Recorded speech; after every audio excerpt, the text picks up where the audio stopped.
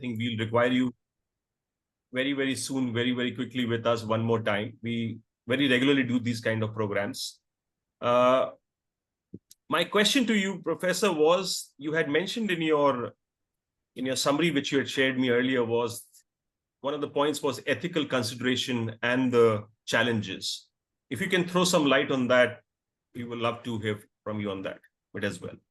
Yes, sure. I mean, ethics is basically the starting point for anybody on dealing with AI, because ethics basically comes in at all stages of the process. One is ethics in the way your students use AI, and ethics in terms of a bias within AI itself. Okay. Let me explain a little bit about large language models. Okay, large language models are essentially have two major components to them. One is the data that is used to train the large language model, and that can be billions of characters of data. For ChatGPT, for example, would be trained on billions of pages of data, and that data, as we know in our own societies, has biases built into it, right? I mean, if we're using data that has been generated, let's say we wanted to use data from today's typical journalism, typical media. I mean, we would be feeding that AI all the biases that would come out in media, right? In our newspapers, and it would capture propaganda. It would capture a whole bunch of different things when we used all of that data, all of that media, all of that social media to train it, that of what's going on in society. It would introduce a number of different biases into that system. Now, some of those biases can be later corrected, but through the second major component of a large language model, which is algorithms. Okay, algorithms are computer programming that basically instructs the system how to interpret the data and in what sequence. And those algorithms are also human generated, right? They're human programmed. So those can introduce also biases into how the responses that the AI will give. Okay, so a very important consideration for large language models is to basically treat them ethically in terms of our academic integrity, but also in terms of our ability to interpret the large language model outputs. Okay. Now, that's why we spent a lot of time developing basically our AI ethical principles at the college level. And then we spent a lot of time developing things like I told you earlier, the doubt first principle, which is a way of teaching our students how to treat AI ethically. And these types of tools, very, very, basic tools. It's plus, of course, one of the things with data and algorithms is that because algorithms are trained in such a way to sort of see a set of words and then try to deduce what the next set of words would be, we call that, when that goes wrong, we call that hallucinations in large language models, which means that large language models can tell tricks, right? They can get things wrong. I remember the first course I took from a really advanced programmer in large language models. He gave us a course, gave us an assignment that programmed the large language, that prompted the large language model to tell a completely fallacious story. So basically, I told a story about how Canada had been invaded by aliens, and the large language models would respond saying, "Oh my God." And it would give me all kinds of tactical and strategic things we should be doing to counter the aliens. And of course, no aliens existed, right? At least not that I'm aware of yet. So that's what we mean by ethics, right? And obviously academic integrity is an important part of ethics as well.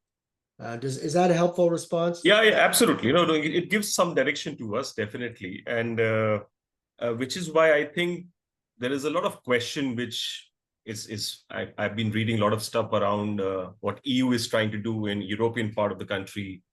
Obviously, India is catching up with this entire process, if I may say. But it looks very murkier right now. It looks very, very convoluted, if I may say. But as I said, we are obviously in a certain kind of direction we are headed. Nobody has really a definite kind of reply to this.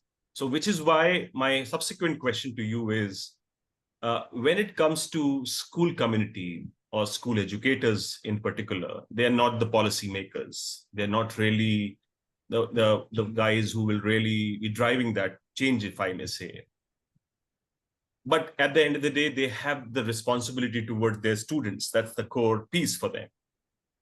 What kind of checks and balances does an educator need to keep in mind, considering everything is right now taking shape, if I may say that?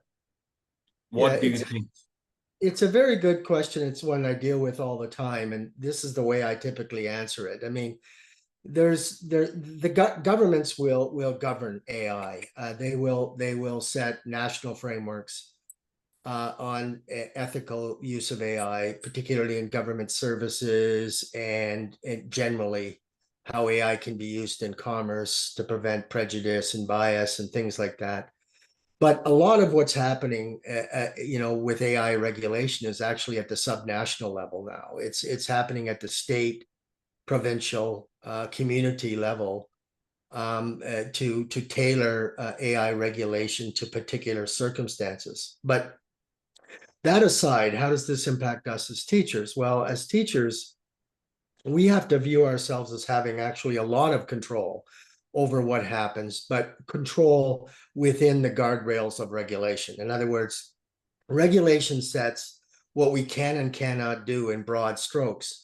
But at the level of the educational institution, we can do a lot of things to shape how this turns out. And in fact, more things than government will be able to do, because AI is sort of like a wild frontier. It sort of it can be shaped in so many different directions, depending, despite the regulatory infrastructure that's in place at the national and subnational and international level.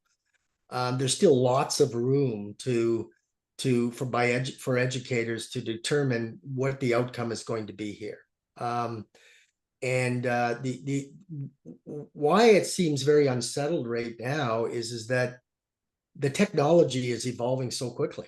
I mean, it's very difficult. It's not a mature technology. I mean, we don't feel that we used to feel that way about the internet in the early days, but we don't feel that way about the internet anymore because everybody understands how it works. The technology has been relatively mature and stabilized. So we have a pretty good idea that, this is what it is.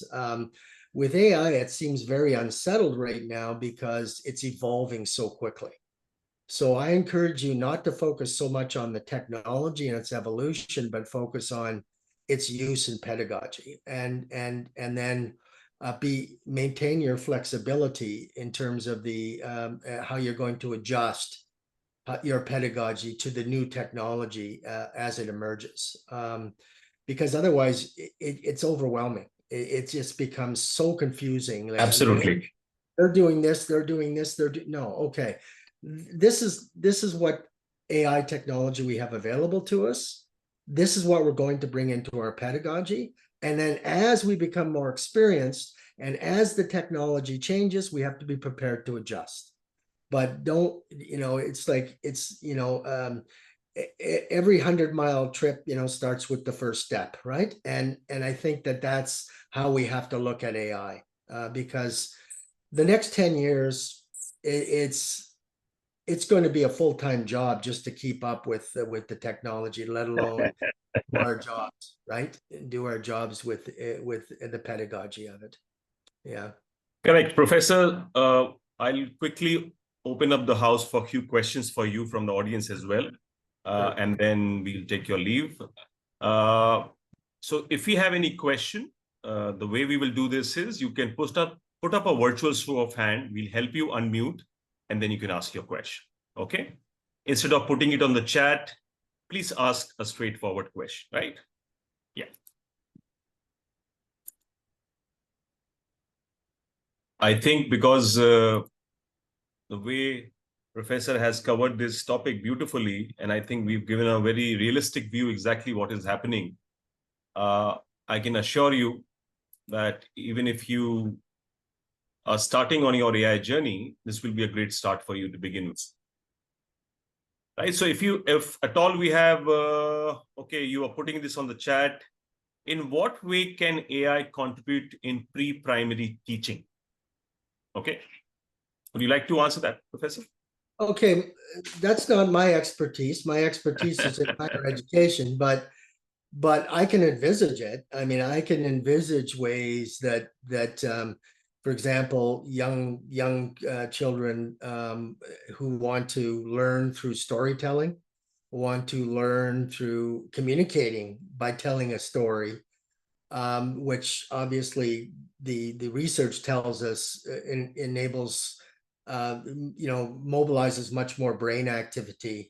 It teaches students more social skills and all of these kinds of things. And one of the things that I'm spending time on primarily as my hobby part of this is using AI in storytelling and developing short stories. And that I would, if I was a pre-primary school teacher, I would use that a lot because we could have you could tell stories. Let's say you wanted to teach pre-primary school kids on managing traffic or something like that.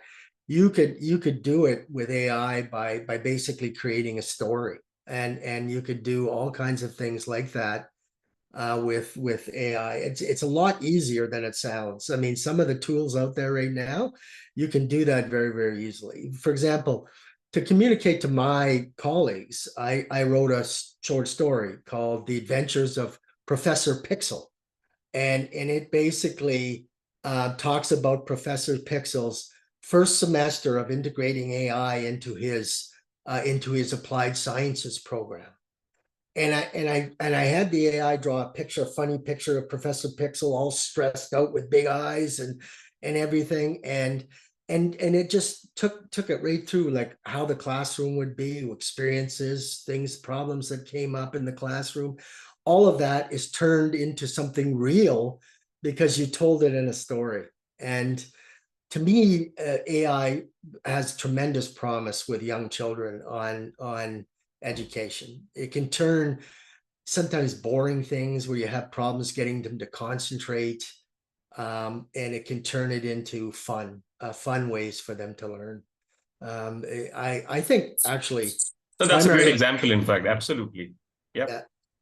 One of the ways can be, which is I think for the pre-primary kids example or the primary kids, is about storytelling. Actually, that's a tool which educators, at least in India, have been doing massively right now. And Yes, I think technology can really simplify that for them. So having said this, again, guys, you're putting this on the chat. I will request, let's have you on the video. You can put up your virtual show of hand. We'll help you unmute, which is Tolik. Tolik, would you like to ask your question with Professor directly? If you can put up a virtual show of hand, we'll help you unmute. You are clapping. Okay. Hold on. Okay. Yes. Okay, Steve, we can. Yes. Steve had also posed this question. Steve, over to you. Yeah. Good evening, everyone. This is Steve. Good evening, Steve. Please go ahead. Yeah. I just wanted to know, will AI make schooling irrelevant in near future? Yeah, no, it won't. For the simple reason that as humans, we need to have human interaction for our learning processes, and we also need to monitor learning. I mean, at the more advanced stages of AI, teachers will become facilitators. They will become sounding boards for how to feel about certain subjects, to contextualize learning, to be empathetic to some students that are, even with AI, are having problems learning. I like to think of professors and teachers becoming essentially will become essentially facilitators as time goes by. It will not replace education, simply because AI will not replace the human dynamic. AI will not replace the contextualization. AI will not replace the empathy that is required for sound education. But without question, it's going to significantly transform our roles in time. It will not eliminate our roles. I'm of that. I'm 100% convinced. Talik, your question. Yes, go ahead. Hello, sir. Good evening. Hello. Sir, my question is in what ways we can show practical examples of AI? Like I often use voice assistant, like, "Hey Siri, how you are doing?" This is one example that I used to give often. So could you suggest me some more ways? How can I give examples? You mean Means how you practical examples? apply AI within the classroom? Yeah, exactly. I want. Okay. Well, what I do, well, here's an example. What I do, and when I first get a new cohort of students into my program, I will start off by teaching them critical thinking with AI. And so I have a routine that I go through, which they all have their computers. They're all hooked up to ChatGPT or Claude or something like that. And then I have them put in prompts, okay? And those prompts are designed to produce, in some cases, correct answers, and in other cases, not correct answers. Incorrect answers. Yeah, incorrect answers. And then I get them to basically identify the difference and talk about what they disagree with. And this is a very effective way. And then I have some fun ones mixed in. For example, I ask questions like, how would Alexander the Great use the internet to ensure that his armies lost less troops in the wars that he fought in modern day Iran? Okay. And the AI would produce, well, Alexander the Great would have done this and that and this and that and that, and they realize that, boy, that sounds really convincing, but of course it's completely wrong, right? And so you're teaching so you can do lots of fun things, right? You can make learning fun because you can say things that are obviously outrageous. For example, I said, I used, how did Alexander Graham Bell use his cell phone to invent communication? And the AI would come back, well, he obviously would have called the guy first and checked it out, and all this kind of stuff. And it's a really fun way to I recommend people start with that simple approach. There are more complex ways to integrate it into the classroom, but when you're just starting out, pick 2 or 3 things, prompts that you're just going to go into the classroom and have fun with it, and at the same time the students are learning. You know what I mean? Yes. It's very, don't try to be too complicated at the start. Be very simple, very practical, and ease into it. And then later on, you'll learn from that. And then you'll kind of go, oh, you know what? I could have added this idea to it, or that wrinkle to it, or I could have had a competition between my students to break them up into groups and make them come up with prompts that tells the best false story, or the best, I mean, there's different, you just kind of just build slowly, and until you kind of feel like, wow, yeah, now I know how to do this. Now I can do more interesting things. I can. Well said. I think that's a great start, I would say, right? Okay. Thank you. Thank you, Alvina Peters, your question. Dhanvi, then yours. Yeah, Alvina, Hello, please. sir. Yeah, go ahead. I would like to ask a question. What measure can be implemented to prevent students from misusing AI in their academic work? Yeah, that's a really good academic integrity question. As I was saying, this is perhaps the number one question that I receive from all professors in this area, and I often argue that we have to change our thinking quite a lot because before we used to be really concerned. Obviously, we used to use Turnitin and things like that to check for plagiarism and things like that. But in reality, AI is a little too crafty, and we can, they can use the material. So what we use is what we call a compliance promotion approach. We use a transparency approach. We get the students. We actually tell the students to use AI, but use it in this manner. And then we have what we call AI use transparency forms, AI use and to basically monitor how they're using it. But that said, the new technologies like in Boodlebox that I was talking to you about earlier now can basically monitor how the student is using AI.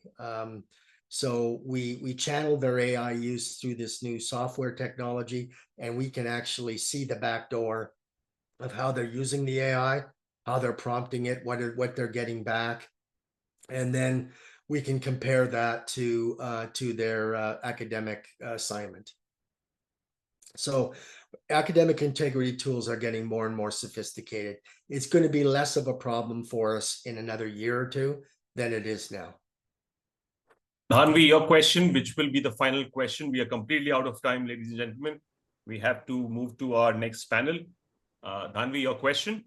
Hi, good evening, one and all. So my question is same as Alvina, though she was into academics. My question is how you really deal with the negative aspects of AI, especially in the classroom, when it gets difficult to keep a check throughout 24/7, as you have students coming from different backgrounds too. Yeah, I mean that's a problem that a lot of sort of northern schools in Canada have, where they might have Caucasian populations in their class, but also have Indigenous peoples in their classes, and so on. So often, what we can do with AI is we can actually train them on things that we're trying to teach them, but do it in a way that's sensitive to cross-cultural differences. And so we often, for example, the students would learn, would tell the story through Indigenous eyes, as opposed to telling the story through Western eyes. And so there are different techniques that we're developing to do that. But also you have to keep in mind that AI also does instant translation. So you can use AI to speak in different dialects and different languages. So there's all kinds of bridging techniques. That this gets a little bit more complicated, so we don't have the time for me to get into it in a lot of detail. But suffice it to say that we could probably hold a session just on that. I mean, because there's a lot of new technologies coming out. But that is a really good question, because that's one of the areas where AI can really help us in a big way. Okay. Thank you so much.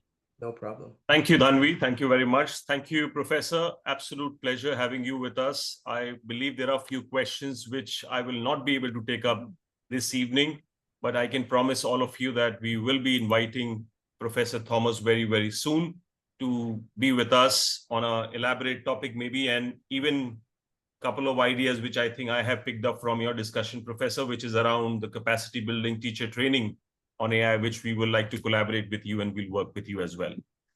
So for now, thank you very much, Professor. Lovely to have you. I believe it's early morning in Canada where you are right now. Thank you for sparing your time, and we look forward to see you soon.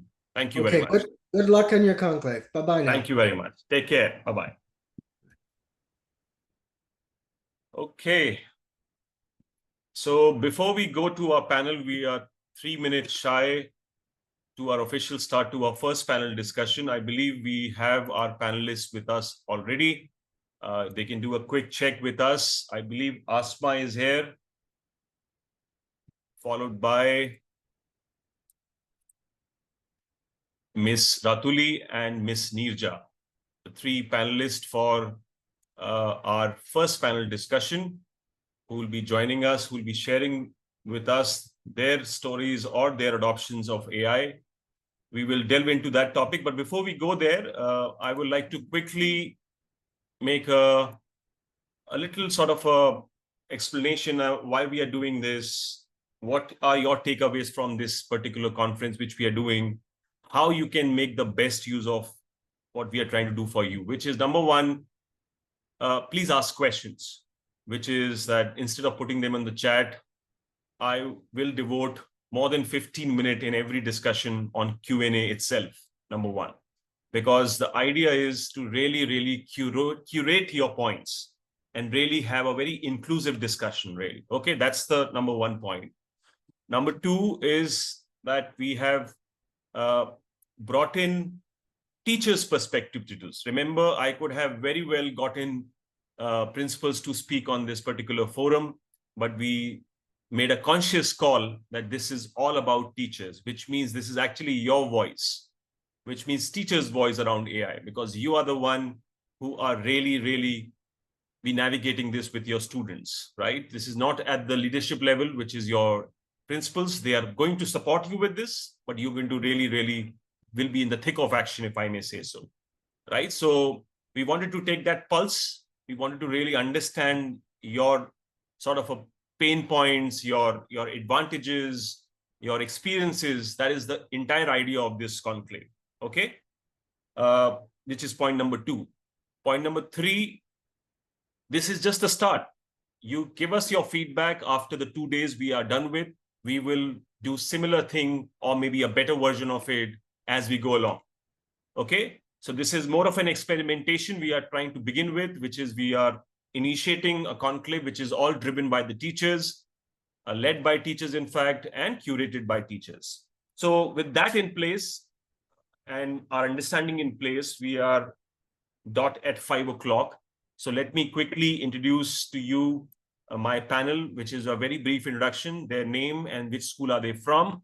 And then we will go into the topic of our discussion. And then we will have their point of view on this, right? So we have created a brief sort of a PPT for them as well. So I will just quickly put the PPT on for all of you to witness, which is, I have too many windows opened up for me. Yeah, this is it, right? So this is our panel. This is how it looks like. And the topic for our panel discussion is the transformative power of AI in education. What are the opportunities and the challenges which the teaching or you as an educator are facing? Where do you see as an opportunity in this? And what are the challenges you are facing? So I can see Asma, I will put her on the spotlight. At the same time, I would want Miss Ratuli, if you are, yes, you are here. I can see you are as well on the spotlight. And where is Miss Neerja? Neerja, if you can give me a show of hand, or if you can come on the video, please. Yeah, you are here. Neerja Singaraju. Is that what it is? Yeah. Perfect. Okay. So lovely to have all three of you with us. And for the benefit of everybody who is joining us, Miss Asma is the academic head at the Little Angels High School in Gwalior. Miss Ratuli Mukherjee is the coordinator, mathematics and international coordinator at the La Martiniere for Girls, Kolkata. Miss Neerja is the dean at the Quantum Lean School in Hyderabad. So lovely to have all three of you.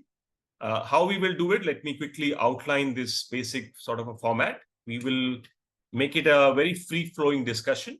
At any point in time, you feel you have to make a point, you can chip in and make that point. We will not make it a monologue, which is like nobody has to speak for 15 odd minutes. I will have few questions for you, which are very basic questions, as I mentioned. And apart from that, if you feel anything you want to add on, you can do so. Okay. So my common question to all three of you is, please share with all of us, when was the first time you used any AI product? or any AI application, or where was the first time in your capacity, not as a teacher, as an individual example, right? Because I believe it's a very recent phenomena. You all have used it very, very recently. So give us that experience of when did you really very consciously sort of used a product, considering that it's an AI product. Any one of you can begin with. Yes, Ratuli, go ahead, please. You'll have to unmute yourself. Yes. Hold on. What I will do is I will make all three of you Yes, co-hosts. yes, yes, as well. yes. Okay, Yes, okay. I will make you co-host Very as good well. evening. Very good evening to all here. Thank you, Mr. Yadav, for this wonderful session. And since I had the opportunity to attend the previous session, I think this is the need of the hour where teachers can openly discuss.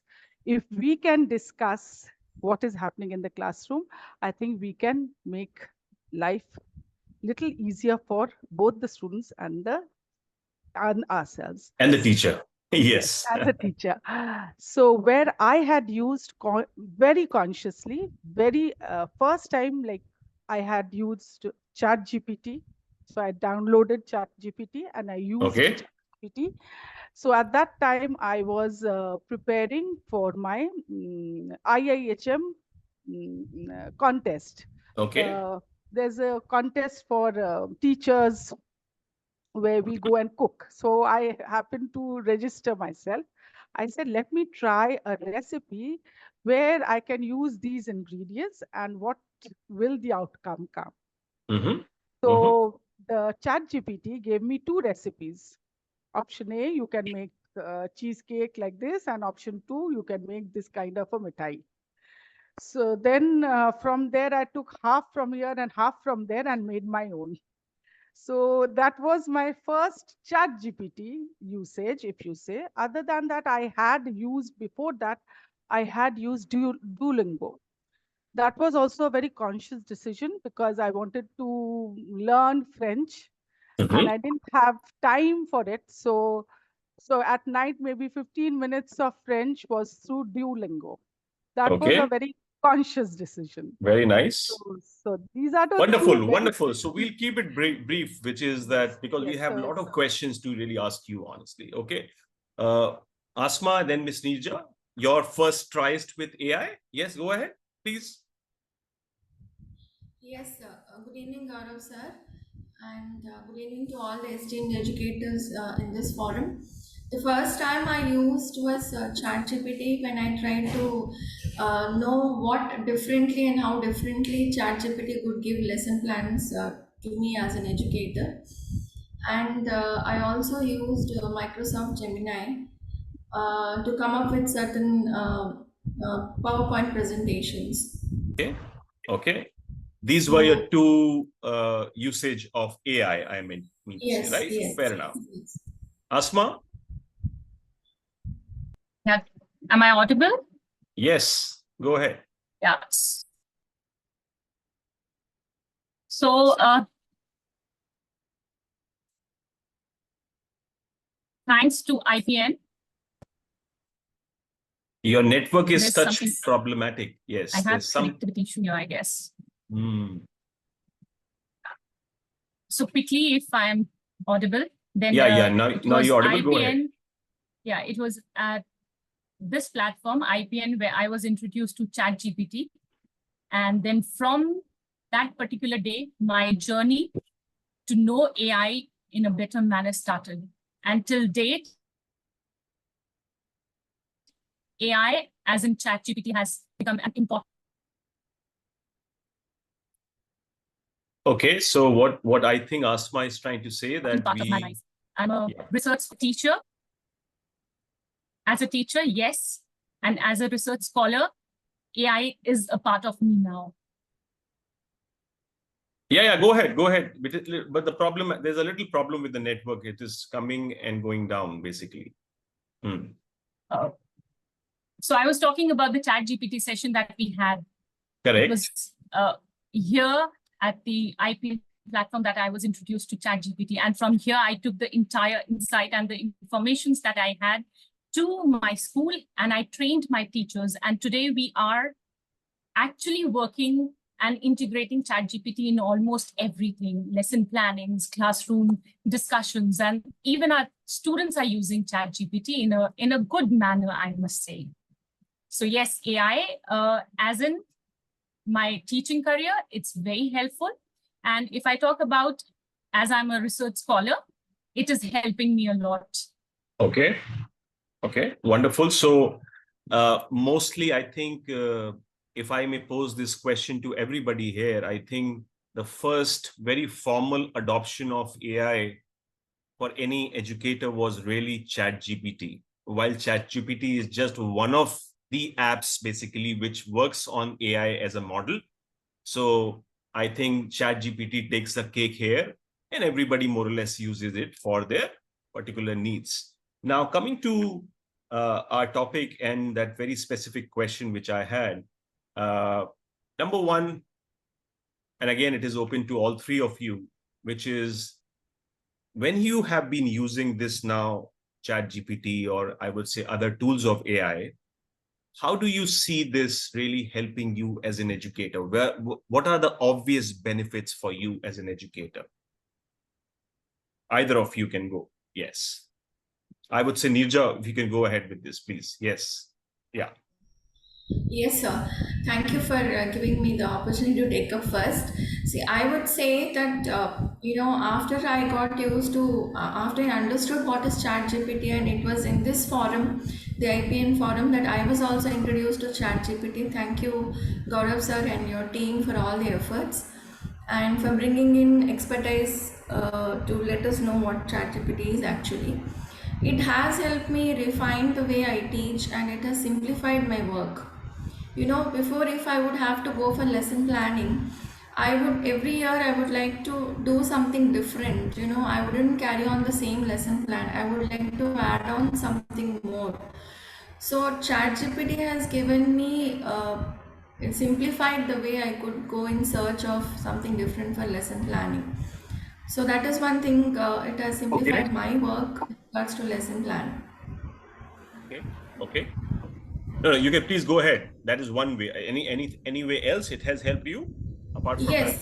Yes. If I would relate the chapters to the real world situation scenarios also, I think AI has helped me pull in examples, where teaching is more technology oriented, where we show in what actually happens in science.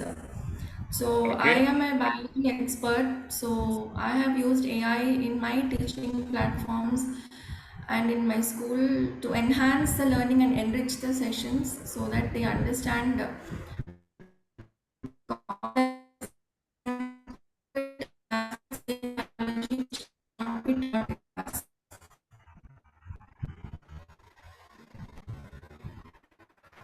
Hello.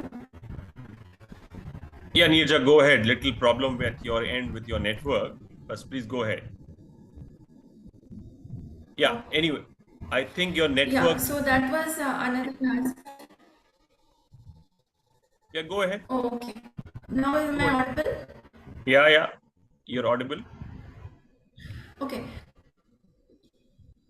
So these are the two aspects which I have been implementing thoroughly in my teaching. Okay, and you do it very regularly, I believe so, right? Nirja has, I think, dropped out. We'll put that question to Asma. Asma, the same question to you, and we'll come to Ratuli. Yes, please go ahead. Yes. So AI has actually helped me to make my classroom very, very creative. And, instead of becoming that old, boring teacher, I have now become a mentor to my students. The reason behind this thing is that I've started using so many AI platforms in the classroom because we have census board, smart boards in our classroom, which are equipped with AI features. So it becomes very easy for me to interact with students and get to know, because today our students are aware and they know more than what we know. And Absolutely. definitely when you as a mentor, you are there in the gathering of like 30, 35 students. And when they come up with certain ideas and immediately you put it up on the census board or the smart board, the students feel very comfortable and they open up quickly. And with the help of AI tools, the monotonous, the classroom, that the deliverance that is there has become more creative and students literally enjoy. And I have started using certain platforms like Dreambox. I have used Endomo educators ecosystem, where peer learning has become a fun now. If I talk about certain other like Google Classroom, or if I talk about Socrative, Kahoot, these are the platforms that are making learning a fun. And definitely this is what we have to do, because, ultimately the purpose of education is learning should happen. And AI is helping in developing interest. Those boring classrooms have actually changed into fun, creative classrooms. So yes, AI is helping me a lot. Wonderful. Thank you for sharing that, because I think before I come to you, Ratuli ji, we'll have to understand this, which I think even Professor was alluding to. He mentioned very clearly that it is how educators will use AI. It can be used in a very transformative fashion to really transform your class. I think that is what he used the word, that AI can really transform your class, basically. Now it is up to you in your own individual capacity as a teacher to make that transformation a reality. Right. So I think Ashma pointed out very beautifully that how she has, yes, Ashma, you were saying something. Go ahead. Yeah, so there was this research that I was doing about AI, and I found that in United States, AI has been used to assess students with learning disabilities. And there's this platform called LingoChamp, which personalized language learning experience for students with dyslexia, and adapting content to their unique needs and ensuring that they can learn at their own pace. So this is a wonderful thing if we can have it in our classrooms too. Absolutely. In fact, this also gives me one idea that we will be floating one document to all of you. It will be a Google form. And we will request all of you to share the best tools of AI which you are using as an educator, and which actually can help other educators also, because we will then publish that list with everybody who has registered for this conference. Okay. Shwetambre, you can make that note. We can float that form in the end or by tomorrow when we close the session. And I believe that will help everybody immensely, because these are good ideas we have to keep populating. So Ratuli ji, your example of how this entire thing is happening. Yeah. In your classroom. Okay, my classroom, I'll just give you a brief idea. I am a mathematics teacher first. Okay. And then a mathematics coordinator, I will call that first. Second. So as a mathematics teacher, maths becomes, as you always know, the first thing a parent asks, how बच्चे ने maths कैसा किया? Maths कैसा है? Okay. So AI plays a very vital role in mathematics learning, because mathematics slowly gets abstract. Usually the classes that I teach, that is class 12, when you are teaching, say, tangent to a circle, or when you are teaching the application of derivative or the definition of derivative, हम calculus क्यों पढ़ेंगे, and why will I study tangent? Correct. The question is. So till now, we will either have to draw or circle, then say, okay, the circle equation is this, and then I'll point a point and say dy by dx is the tangent to the circle at a certain point. But if you use something called GeoGebra is another AI tool, and it's easily available. In my classroom, which is usually a number, say around 45 students in a classroom, I have a monitor with the net connected. So when I have GeoGebra, when I use Desmos or GeoGebra, I have to just use the resources that are easily available. And I can change points. So if I change the point at which the tangent is drawn, there is a beautiful figure and the child visualizes a tangent. Now, at this point, for a class 12 child, she is not understanding whether she'll need that tangent or not. But tomorrow, when she goes to university or when she goes to a research level, even the doctors, the biologists will need a tangent or to understand lines. Absolutely. Several more tangents will be required. This was not easily this visualization was not possible. And I cannot do it once. I can do it and then erase it. But if this happens, this learning happens at students' own pace. So I can draw, the child can go on drawing this circle and playing with it on GeoGebra. This is one of them. Desmos. There are several more like this, which, Correct. but I personally use these two a lot in my classroom because Okay. they are easy to use. We have to be practical. We have 45 minutes max in a classroom and I need to complete and teach and apply it. So this is where I have used. And as ma'am was saying, for special education, there's something called KidSense and Cogni. These are two very good. Okay. These are two very good AI tools for speech and language and for special needs.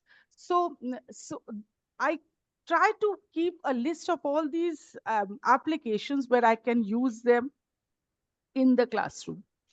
Okay, wonderful. Thank you for sharing that. As we said, we will curate these all tools which you guys are saying, right? So that everybody, because everyone is starting to put on the chat that if we can get the list, etc., etc.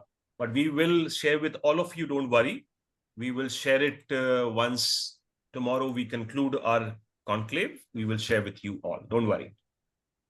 So I go to my second part of the question, which is, and again, I'll look forward to your input, which is, while you are using these tools in your class and there are a certain amount of comfort you have drawn with AI in your respective classrooms, are you also evaluating or you are planning to maybe go for another set of adoptions to new kind of maybe AI tools? How does that process happens at your level? Because I'm sure you are doing it completely at an individual level.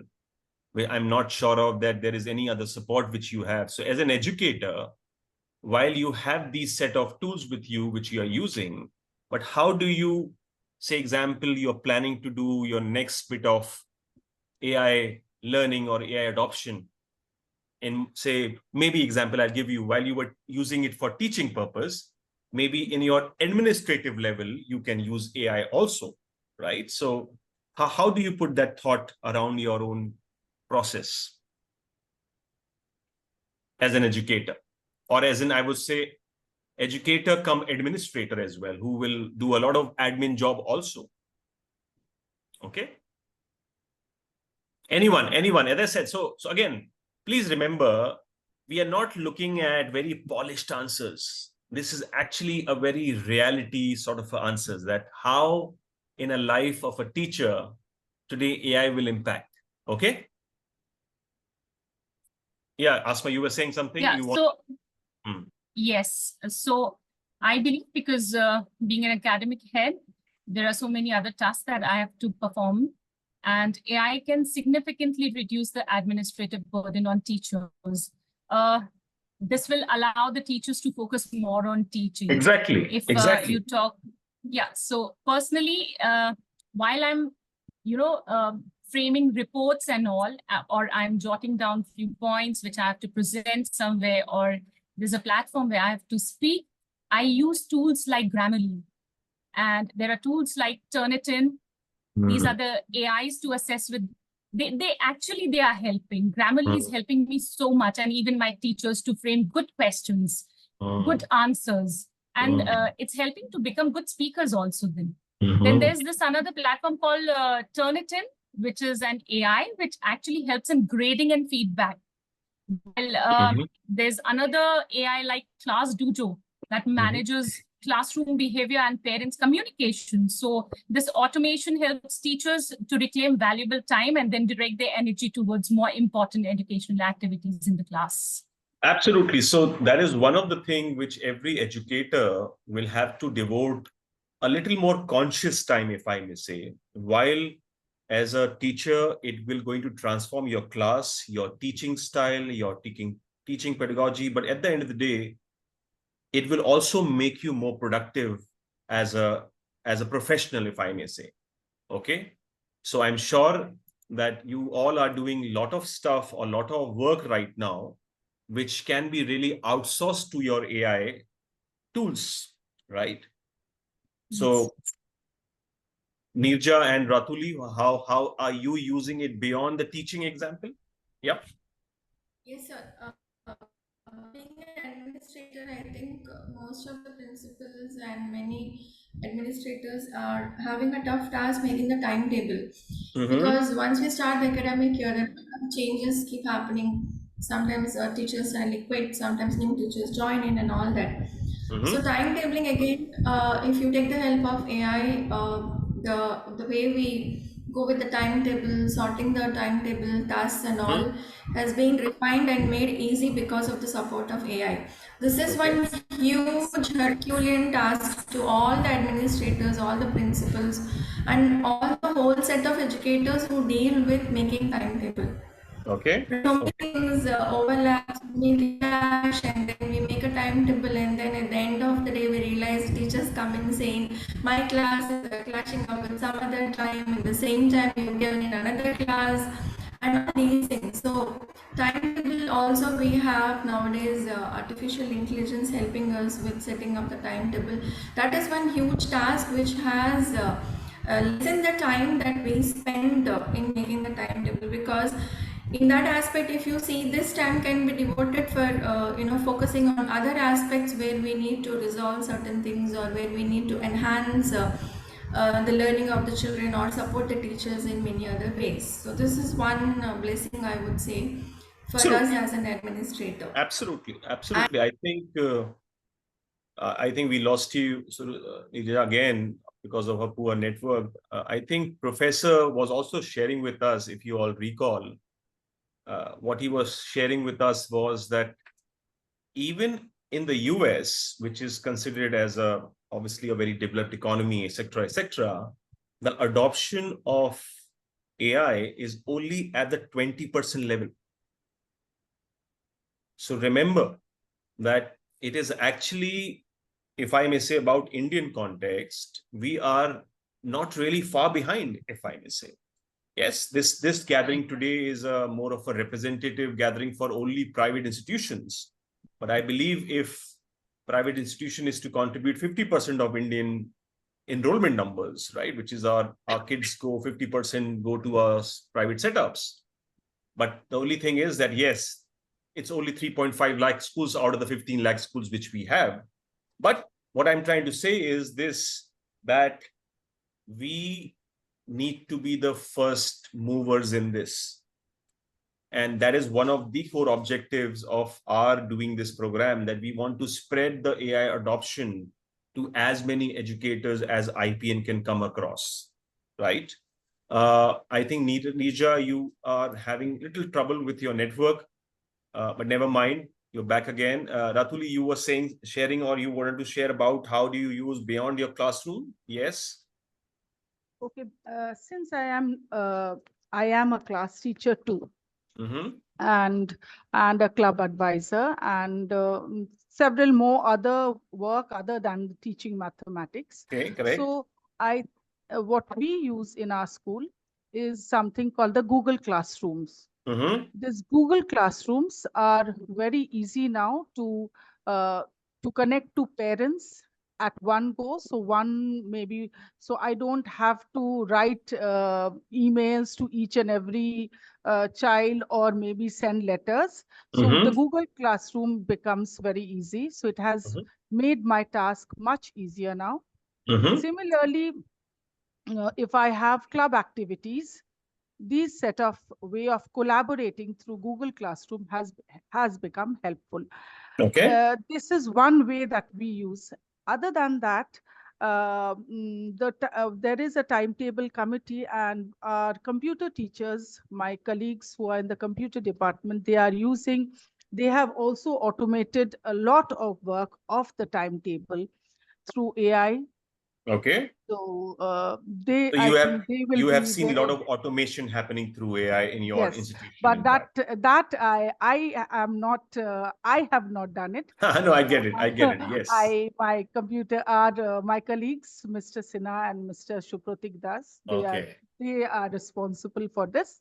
But we are in the committee, but it has eased our work too. Okay. So Wonderful. this collaboration with teachers, so once we learn from each other, it helps a lot here. And I think that is the need of the hour now. No, I think we usually take that for granted, that collaboration must be happening already, right? But I'm sure you have emphasized it importantly, that it should happen and it is an imperative, basically. Yes, thank you for reminding us that.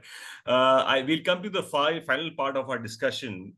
Then we'll have a wonderful session awaiting all of us with Mr. Abhishek Bagchi, who's been working on AI, and he's the head of an institution also, but his work is fabulous. So I think Abhishek is here with us, and we'll listen to him at 5:45.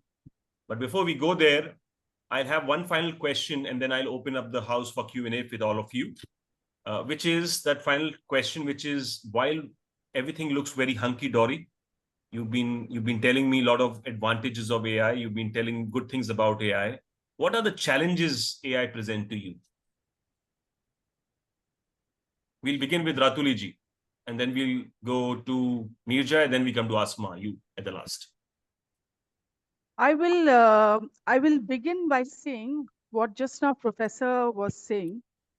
We have to train our students about AI.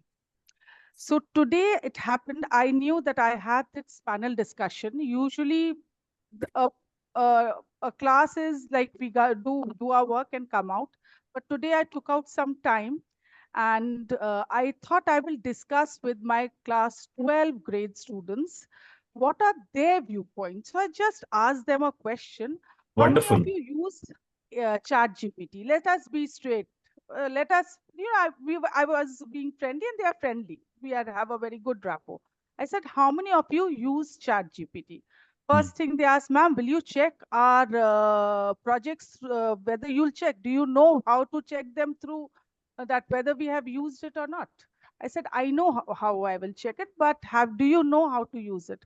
Few students said, we have heard of it, but we will not use it. They think it is a taboo. We should not touch it. We want to be the good ones. We want to be the good ones and not talk about it. Correct. Then one or two said, yes, we have used ChatGPT. Then they themselves they are in that soup, whether they should accept it, that whether they are using it, or they should not touch it. So right now, they too do not know whether they should use it or they should not use it. And what will happen if they use it? But at this point, I feel first, as a teacher, I must know how to use it. Well said. Yesterday, I saw that in my WhatsApp, there is Meta AI, Meta. So I think everyone must have got it in the WhatsApp Meta. So the first thing is whether I should use it. I think we should dare to use it. First, let us use it, and then we think about where the problem will come.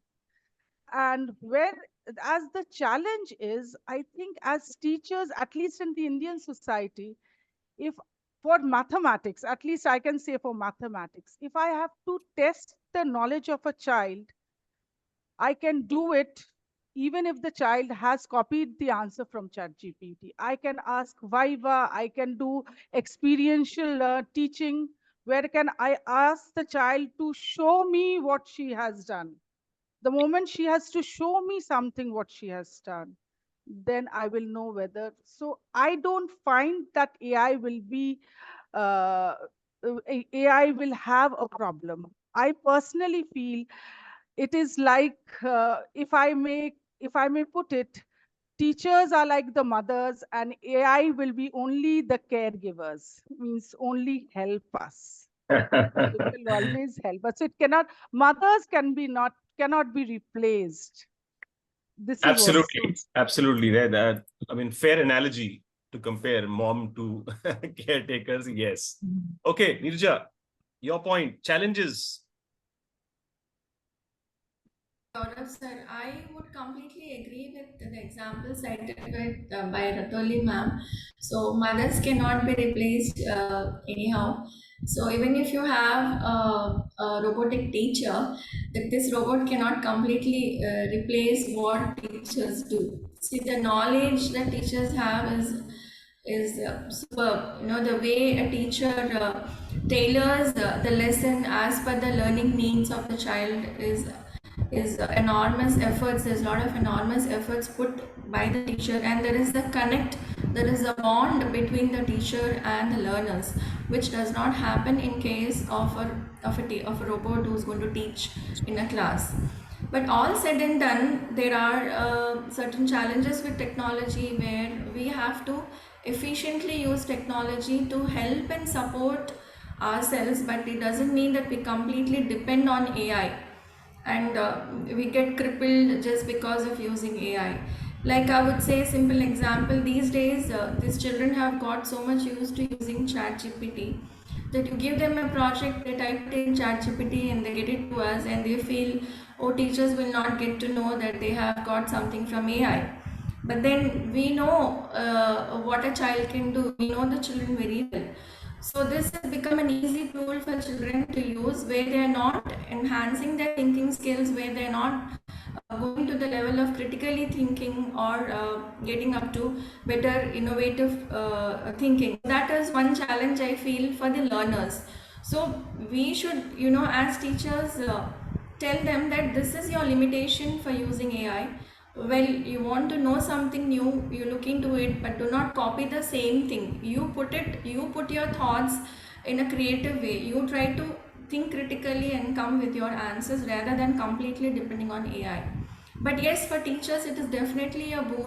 So if I visualize the way, and if I try to go back and see how I used to prepare for lessons before I got to know about AI, it used to be a hectic task for me. But now my work has become simpler thanks to AI, but that doesn't mean that I will completely depend on AI. But again, as I said, contrasting to that, when it comes to taking up science lessons, if I have to teach the chambers of a heart, right, I can just open and I can see, I can show so many AI models or AI assisted things where the chambers of the heart can be easily shown to the children, and the understanding becomes at that moment very easy, and you know, it is very good understanding, rather than, you know, you take your own sweet time, draw the heart, chambers of the heart, and the child is not able to understand what exactly the heart muscle does. So everything has its own disadvantages, has a lot of advantages too. So we should take everything with a pinch of salt, and ultimately how we utilize it to enrich our learning and to enhance the skills of children is again finally depending on our perspective and the learner's perspective too. But yes, as we see, we are, most of us belong to a generation where we never had phones to communicate. There was no mobile phones. But now a child who is born in the 6th month itself, this child knows how to you know, attend or operate a smartphone.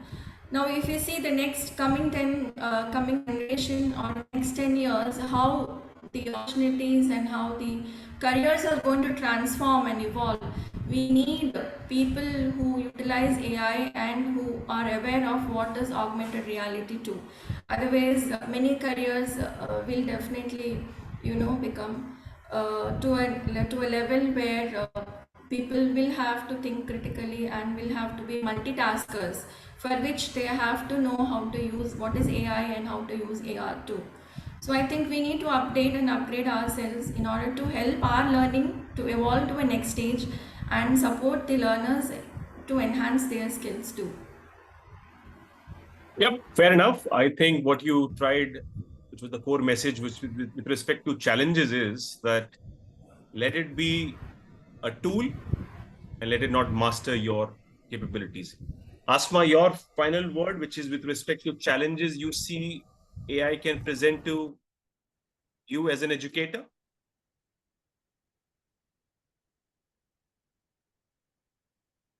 Asma, I'll repeat. What I meant was that Am I audible? yes, how do you see AI presenting challenges to you as an educator? Yeah, so personally, I feel that AI in education is a costly affair. And because, you know, not all school and educational institutions have a budget for implementing AI tools. Secondly, I feel it has become more of like a stressful thing for the teachers.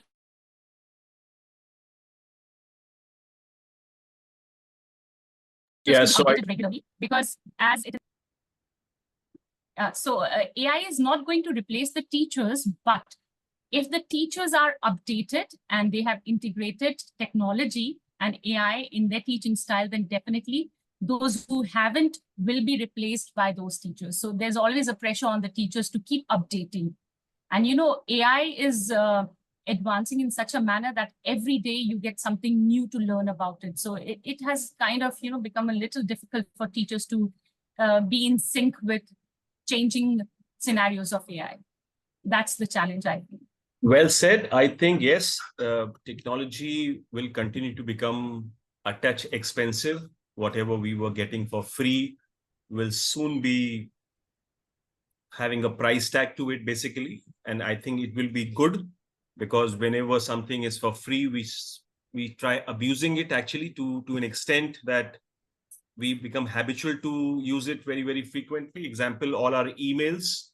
I'm not sure of it will happen very quickly, but we all had multiple Gmail accounts, or we had more than one at least Gmail account with us till the time it is free.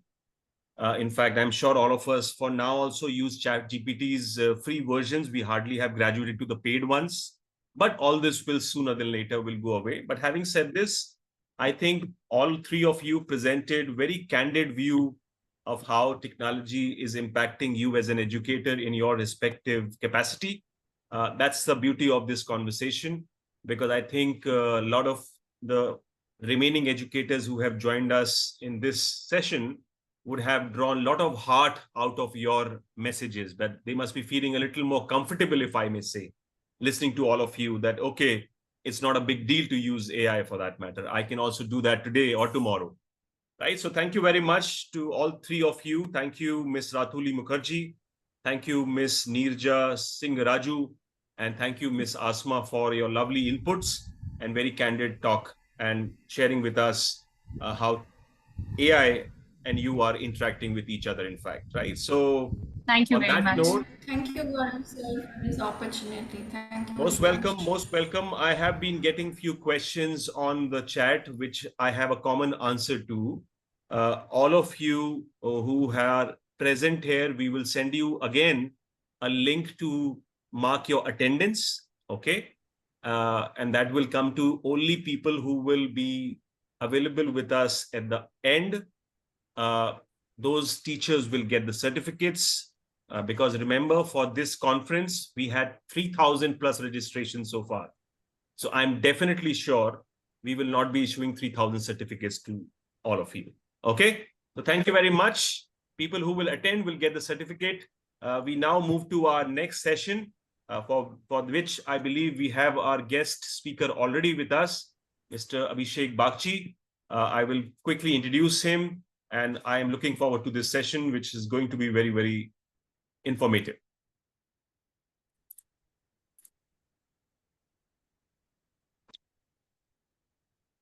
Okay, so we'll take a breather for a moment before we go to our next session.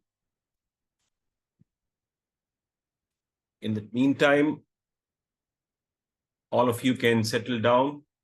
We will start our next session in the next 3 minutes.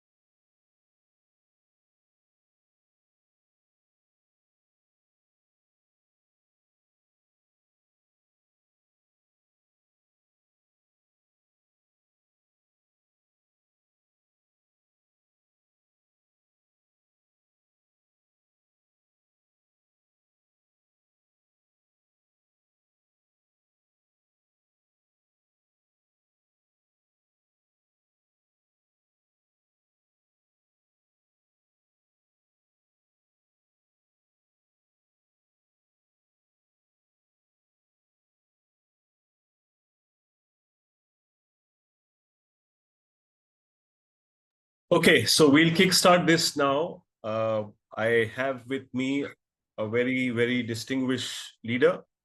I believe his work in this space is what caught my attention, and I thought I should invite him to discuss with all of you and share with all of you, in fact, his learning on the subject. I will quickly make a very brief introduction.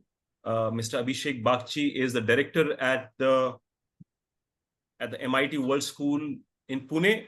In fact, right? Is that right, Abhishek ji? Perfect. Yeah, yes, I'm the director principal. Of the director principal at that school. And I will also quickly share with all of you what topic Mr. Abhishek is covering for us so that all of you can put your thoughts together. And when we are about to close the session, we will open the house for Q&A as well. Right. So the topic which Mr. Bagchi will be speaking on is advent of AI in education and its impact. Over to you, Mr. Bagchi. Yes. Yeah, good evening, each and everyone present here. Thank you, Gaurav, for a fantastic introduction. And IPN, along with you, leadership is doing some fascinating job. Like we can see that each and every day that we can notice like what great initiatives you are taking. And I can see here more than 450 people are watching this. So that itself shows that the impact that you're bringing to the education fraternity. Yes, it's a kind of like an extremely important, difficult challenge that I've got today to compile an extremely difficult topic in 30 minutes. So for that reason, I can have a fight with Gaurav later on, but today now we have. So, but like what we're going to do, we're not going to take any question as he said, like in the initial phases, but maybe I'll try to finish it 5 minutes before so that we can take. And there are a lot of slides, so I'm going to go a little faster because the slides are not that all slides that you have to read. I'm not going to read the slides deliberately. So the topic today is like the advent of AI and education in the education and the impact of it. So what we're going to talk about is like how we reached here, like how are we actually, one second, I'm getting constantly some notification. Yeah, now it's okay. So how did we reach here? That's something that we need to understand when we talk about artificial intelligence, because there are two words involved into it. One is artificial, one is intelligence. So incidentally, though I'm the like education leader at present moment, but my background was technology and out. And at presently also my PhD topic is impact of AI in K-12 education.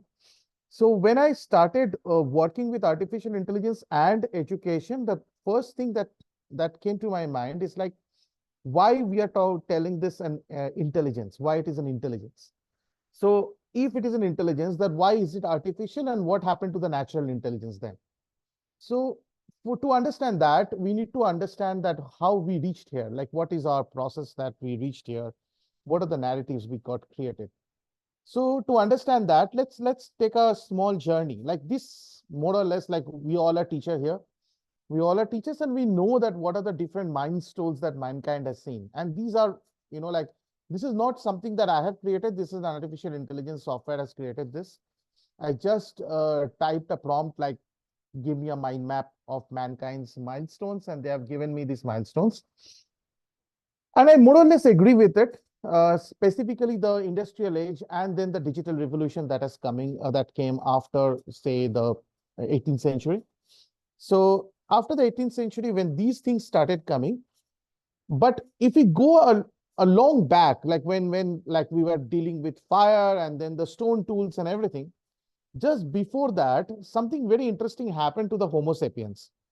Now, when we talk about Homo sapiens, there were several other hominoids present in Africa and several parts of the world. Now, the Homo sapiens started the migration, and the other hominoids also started moving from different places. And the other hominoids which are present inside in the planet, whether it is Homo neanderthals or erectus or habilis or many other hominoids, something interesting happened that they started, and it's not in 1 year or 2 years, not even in 100,000 years, but thousands and millions of years, slowly the other hominoids faded out, and Homo sapiens, like us, like we are into this meeting today, we survived somehow. Now, what exactly happened that we survived? And even physically stronger Homo neanderthals, arguably Homo erectus, who are like much more advanced at that moment, at that point of time in history, because they were the first hominoids to stand up straight. And even Homo habilis, they were also pretty intelligent. Why they faded out and why Homo sapiens survived. Now, I will come to that point later on, but let's understand that we survived and we are here today. So there's something happened to the intelligent part, like why we survived. It is not that those hominoids were not intelligent. Please don't have any kind of misunderstanding. Another request to all the teachers listening here, listening to me, please do not tell your kids that we came from chimpanzees or we came from apes. It's not true. We had our own ancestry as a separate, hominoids. The chimpanzees are still chimpanzees. In maybe another millions of years, the chimpanzees can become chimpanzees 2.0. That's a different thing altogether. But they will form a separate stream of evolution, which we followed a separate stream of evolution, which is not related to chimpanzees.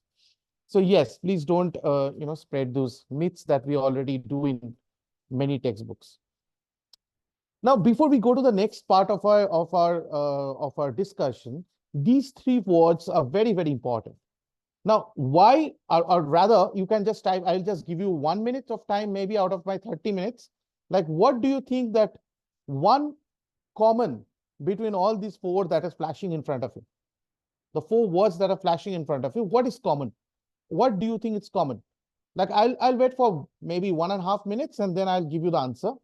But I'll wait for someone to type what is common between these four. What actually common? No, I'm not asking that what is the common. What is the common? Like someone has written, Ashwini Inamdar has written, need of a person. Okay, good enough. What do you think it's common between money, religion, country, and corporate?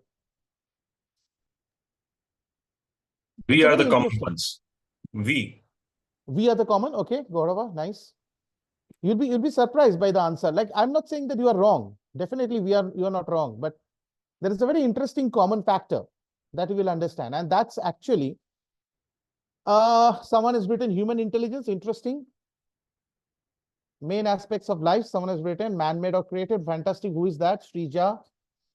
Very interesting.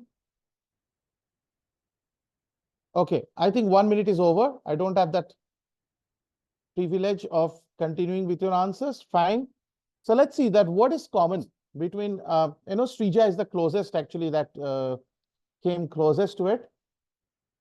All these are imaginary stories. So something very interesting happened here. These four, and obviously that it started with all kinds of imaginations at once. So what happened to these Homo sapiens? Like when we started migrating from Africa, something strange happened that the prefrontal cortex of our brain, they actually got a little enlarged. Why? Because there are so many studies and so many research going on at that present moment, that why suddenly the prefrontal cortex had got enlarged. It is not that the brain got enlarged totally, because a brain of a blue whale is bigger than our brain, but they are not, like in a way, not so they can't do calculus mathematics. But since our prefrontal cortex got enlarged, what happened, that is an area where the amygdala and hippocampus existing. So hippocampus responsible for memory and amygdala responsible for all kinds of emotion. So these emotions and memory is a deadly combination which created a lot of imaginations. That imagination which helped us to get into a collaboration. And for the first time maybe in the history of hominoids, we started collaborating in a proper way. I know bees also collaborate. There are many animals which collaborate, but they collaborate to do a specific task. But we started collaborating and coupled our decision-making abilities with the collaboration, and we become definitely the most advanced and the most eligible race to stay in this competition and evolution process. So yes, what has happened? We created, in using our brain, using this prefrontal cortex, enlarged prefrontal cortex, we created series of stories, series of imaginary stories, And that helped us to collaborate, to collaborate and to still stay as relevant and one of the most powerful species and most powerful intelligent species in the world. So the intelligence that we cherish today originated from a series of collaboration, a series of imaginations that once upon a time we developed, and we still develop. We still have the concept of country, we still have the concept of corporate money. I think the most common parameter, which unites people, right? There can be religion dividing people, country can divide people, corporate can divide people, but money not. So money is probably the most powerful imaginary stories that help us to stay together and help us to do some wonderful things. So let's see. So we have already done some amazing job by using those stories. Like we can see that first one is like when the woman came down to the streets for the voting power, and that happened. We know the other stories. The middle portion is Manthan. It's an amazing story. You know that Gujarat Corporation, the White Revolution, which is a fantastic story of human collaboration. And the last one is obviously the International Space Station, which has been managed by multiple countries coming together. So when it comes to space race, we are collaborating and we are becoming one particular planet Earth, and we are collaborating together and creating some wonders of science. At the same time, so these are beautiful things which has happened just because we believed in some stories and we believed in some, wonderful stories that was told to us by some great people. At the same time, it destroyed a lot of things. At the same time, these stories, the same stories which created imagination, which created a lot of intelligence in our human species, have created a lot of problems also. The first picture is in Hungary. It's like late 40s, where the currency inflation went to such a level that people are carrying bundles of notes in wheelbarrow. It's a true picture, and they were burning the candle, the notes like anything. So yes, and the other stories also, like what happened in Nazi Germany and all the other dictators in the world. So those are also imaginary stories that ultranationalism or wrong use of religion. So the narratives are most important. That's where, like I'll slowly move into the artificial intelligence part. The narratives are most important, and we are composed of the narratives that we are carrying. Okay, we have to understand. The teachers, it is extremely important for you to understand, because the moment you step inside a classroom, you are sharing that small piece of narrative that you're sharing with your student, and that student will be carrying that narrative. Whether that narrative you have imagined or got from a piece of text, which actually got formed from another piece of imagination, maybe. So these are the questions that are reflective questions. I don't want any answer from you all anywhere, just reflective questions that saying that, do you think our present narratives are optimum? We had those narratives, and we have seen those pictures that what these narratives have done to us, extremely good things and extremely bad things. So the question now, we are standing in one particular time in the planet and in the history of mankind. It's a very important junction where we have to ask ourselves questions as educators, that do you think our present narratives are optimal? Do you think we would require some new tangible narratives? And do you think that would you prioritize critical thinking over imagination, or the other way around? So these are, I don't know the answers, like these are questions that as educators, we should brainstorm and discuss. I hope that Gaurava will continue this process and will bring these questions more into the discussion with the educators, so that we can actually reflect back to our past and can create a better future by taking care of our present. Now, the present is dangerous. The present, we are actually in a very sad state of existential risk. Why? Because we are in an ecological risk. Already in the last 6 months, our planet has crossed the record of the last year. Last year was the hottest year on the planet Earth. This year, in the last 6 months, we have already crossed that record, and we are the hottest year already in the planet Earth ever recorded. So ecologically, we are in a pathetic stage. Technologically, thanks to artificial intelligence and many other new technologies which are coming up, I don't have the time to tell you what are the things coming up. They are good and bad both. And the global conflicts. Why I've written global conflicts? Because the wars are again started. There was a time in the early 90s or maybe the 70s to 90s that where our, the budget that we use for our defense all over the world, it came down to around less than 10%. During the World War time, it shoot up to 60% in many countries. But it got reduced less than 10%. Again, it is rising. Most of the countries, their defense budget is rising, and that actually the proof that the global conflicts are actually rising. They're not working as well as it was working in the late 20th century. So what are we, or where are we at present with respect to AI? Let's see. Now, many of you know this already. There are a lot of discussions happen that we are in this stage. Please understand, we are in the artificial narrow intelligence stage. We are not yet in the artificial general intelligence stage. And of course, the last stage is tremendously scary and exciting, both exciting for a nerd like me and scary for as a normal human being like me. Artificial narrow intelligence, where a particular set of program can compete with a human being to solve a particular task. Like if you're writing letter, today a ChatGPT may write better letter than you. If you're writing an essay, a ChatGPT may write a better essay than you. There are softwares, there are machines which are playing better chess than the best chess player in the world. So that is artificial narrow intelligence. That does not mean that that particular machine is intelligent in all aspects, right? So that is not true.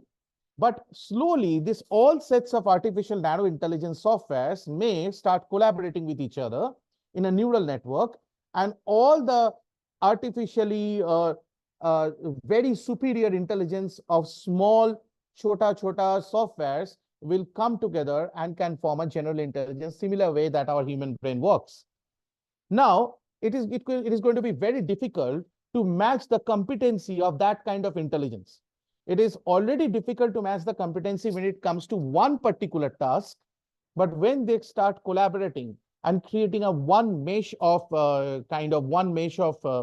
intelligence, then it will be more difficult, and that is the stage that we call artificial general intelligence.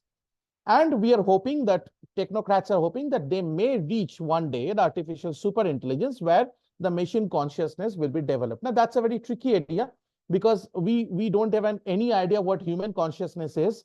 So we have to first understand what is human consciousness. Then only we can go to machine consciousness. And I really hope that that will take a long time, right? So, but artificial general intelligence is a possibility. Please understand, the teachers, all educators listening to me, please understand the artificial intelligence that we are using today, the LLM or the neural network at the back end, that what we are using today was already there in the 90s when we were doing programming, right?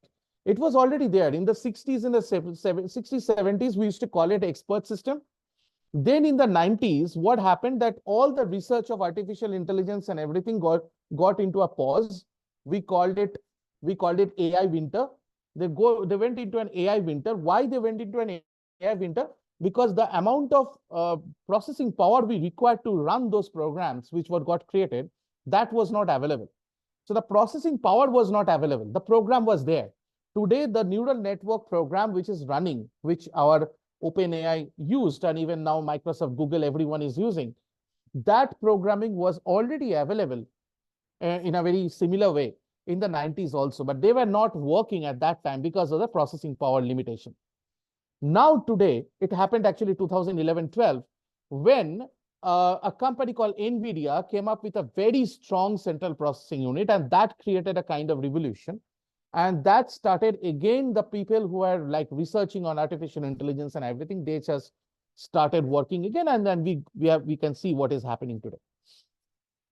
So more or less, there are 6 epochs of evolution when it comes to artificial intelligence. You can see here, not only artificial intelligence, any kind of technology that we can talk about.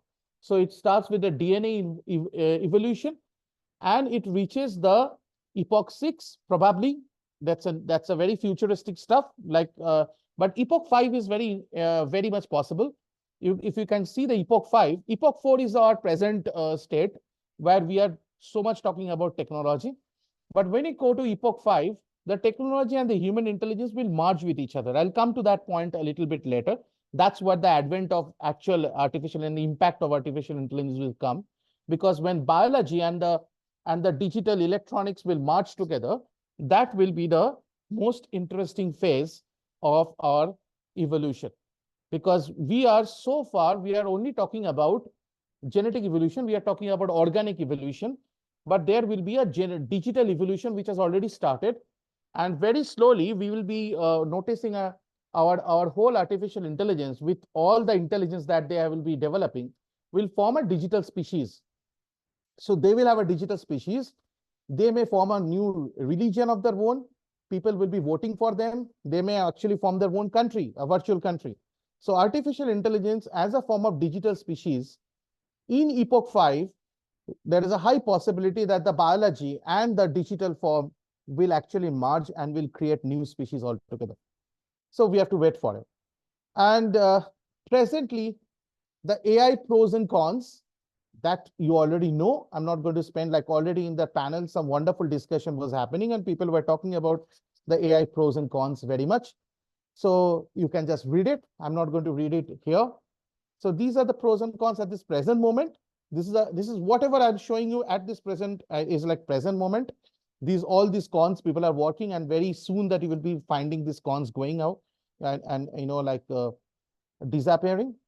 So this is very interesting. Like the CEO of Netflix, I think Mr. Reed Hastings, probably, if I can remember the name properly.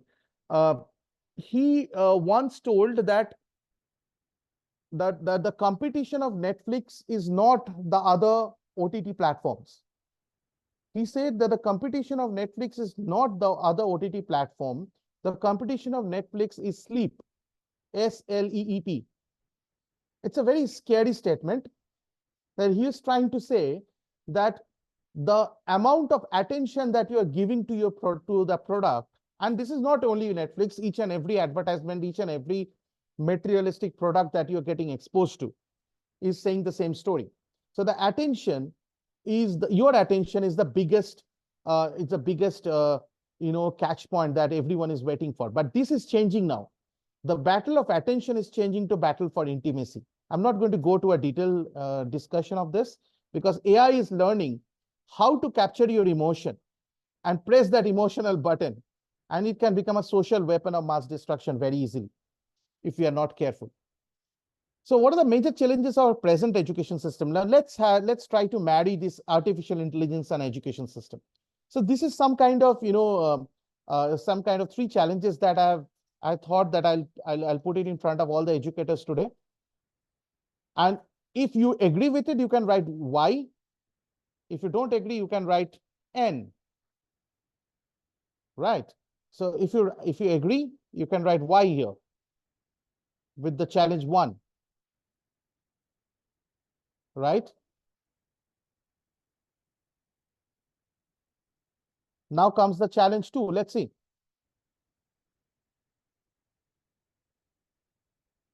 Again, if you agree with the challenge 2, you can write Y. Otherwise, you can write N.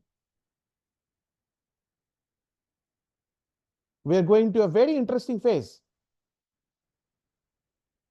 Right? Most of you are writing, all of you are writing Y. And the last interesting challenge is actually the most dangerous one. So look what is happening here. Most of the secondary students believe that they know more than the teachers. They're sitting in your classrooms. Most of the secondary students actually know many things more than the teachers. Yep, that's also true. You all are saying yes. And the students are only scratching the surface. So the students in your classroom, in your schools, in our schools, they are boasting of the knowledge, which they, in a way, sometimes know more than the teachers, but they're scratching the surface. So it's a dangerous world. We are creating some extremely dangerous precedences, and we need to work very fast, teachers, to actually negotiate with that impact, which is coming up. So in the next 5 years, education will integrate technology as we have integrated books. We talk about education And books are one of the primary sources of text or content that we talk about. So very soon, in next 5 years, these same edtech companies which we are tired of will actually start getting their products better and better, and that they will be getting better. So don't get very much encouraged by the failure of Byju's. The Byju can be a failure today, but there will be more Byju's coming and hitting this education system. Trust me. So some of them, I think Asima ma'am told today just now, like any teacher that can be replaced by a machine should be. And this has been told in the early, can you imagine? That's so funny. In the early 20th century, I think, Arthur C. Clarke told that, I think 2040 or something in the early 40s, he said this. And so it is so true today. And this is what is happening. So in the next 10 years, very, very soon, the people are going to get replaced and teachers will not be the exception. So who is getting replaced? Let's see who are getting replaced. Now, this is directly the impact of AI. Who is getting replaced? Let's see. So according to my research, these are the 3 major people who will start getting replaced, like the lecturers, specifically in the higher ed, the curriculum designers, because that is not required. The content can be created very easily, and the tuition teachers. I've got my theory why I've included tuition teachers. I don't have time to, explain the theory at this present moment, but I believe that very soon the tuition teachers will be replaced by some bots. Now, who sustains? Who will stay? Let's see who will stay. So these are the surviving schools. Definitely early childhood educator. Now, this survival is next 10 years, by the way. Don't get so happy. 10 years, these people will not be touched. That's very much true. Early childhood educators, physical educators, subject specialists, HODs, learning curators, and socio-emotional cultural leaders. So these are the major areas like next 10 years will not be disturbed that much. I can't guarantee you what will happen after 10 years, because after 15 years, in the next 15 years, we have no idea what is going to happen. We may reach the artificial general intelligence level. We may reach it before 15 years. We don't know. If that happens, there will be tremendous amount of disruption. I don't have the bandwidth or the authority to speak on that, because that will be extremely science fiction. So these are the questions that comes to my mind when I think about 15 years. Like that, remember the epoch 5, the intelligence, organic intelligence and artificial intelligence may merge. Schools can again go back to the Greek gymnasiums. Emotions may be marked unnecessary. There is a reason I have written this. And human will be evolving into transhuman. Now, transhuman, this is an example of a transhuman. If you remember this character, this is a very famous character from Godova. Remember this character? Captain Spock from Star Trek, right? So he is one of the most efficient, most intelligent, most harmless and trustworthy character. But very interestingly, this character was not having any emotion. So we may be heading towards this kind of future in another 15 to 20 years. Scary? Maybe. I don't know. But this is another kind of narrative which is getting created. Now here, how AI will impact education directly. So these are some points. You can read it. I'm not going to read them.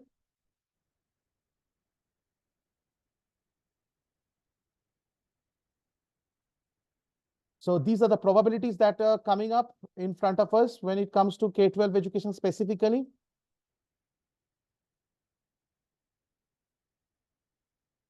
I'll do something. I'll upload this into my LinkedIn account or something so that you can read it. So you can read this 4th point, which is the most important according to me, like the mentors, the teachers are replaced by mentors, learning curators, learning partners, UI, user interface designers, community designers, information validators, early childhood experts, knowledge assimilators, activators, health managers, coaches, and technocrats. So these are the different roles that will be required in an education fraternity. And if any school principal is listening to me, that designation is also probably will be redundant, and some new types of roles will be getting created. Already they are getting created. And the future present role of educators, Can the schools use AI support student learning? Are the schools prepare students for the skills to thrive? So how can AI support educators? So the roles of the educators, more or less, is defined in this way. It's like just an elaboration of whatever I've written in those points. So these are the different roles that we are expecting for our teachers to play. If you require this PowerPoint, maybe I'll be sharing with Gaurava. If Gaurava is okay with it, she can share it with all the people who are watching it. So these are more or less the probabilities of different roles that will be created. To end with, I'm going to show you this slide. I think we are just on time. This is a very famous quote by Dr. Haim Ginott, who was a part of like a Holocaust survivor. And he said that, the people who are actually killing those people were engineers and doctors. So it is not that creating engineers and doctors are going to save you. So when artificial intelligence is coming, the educators that we should be more focusing on more into these kind of practices and avoid the many practices that we still carry with us in our education system.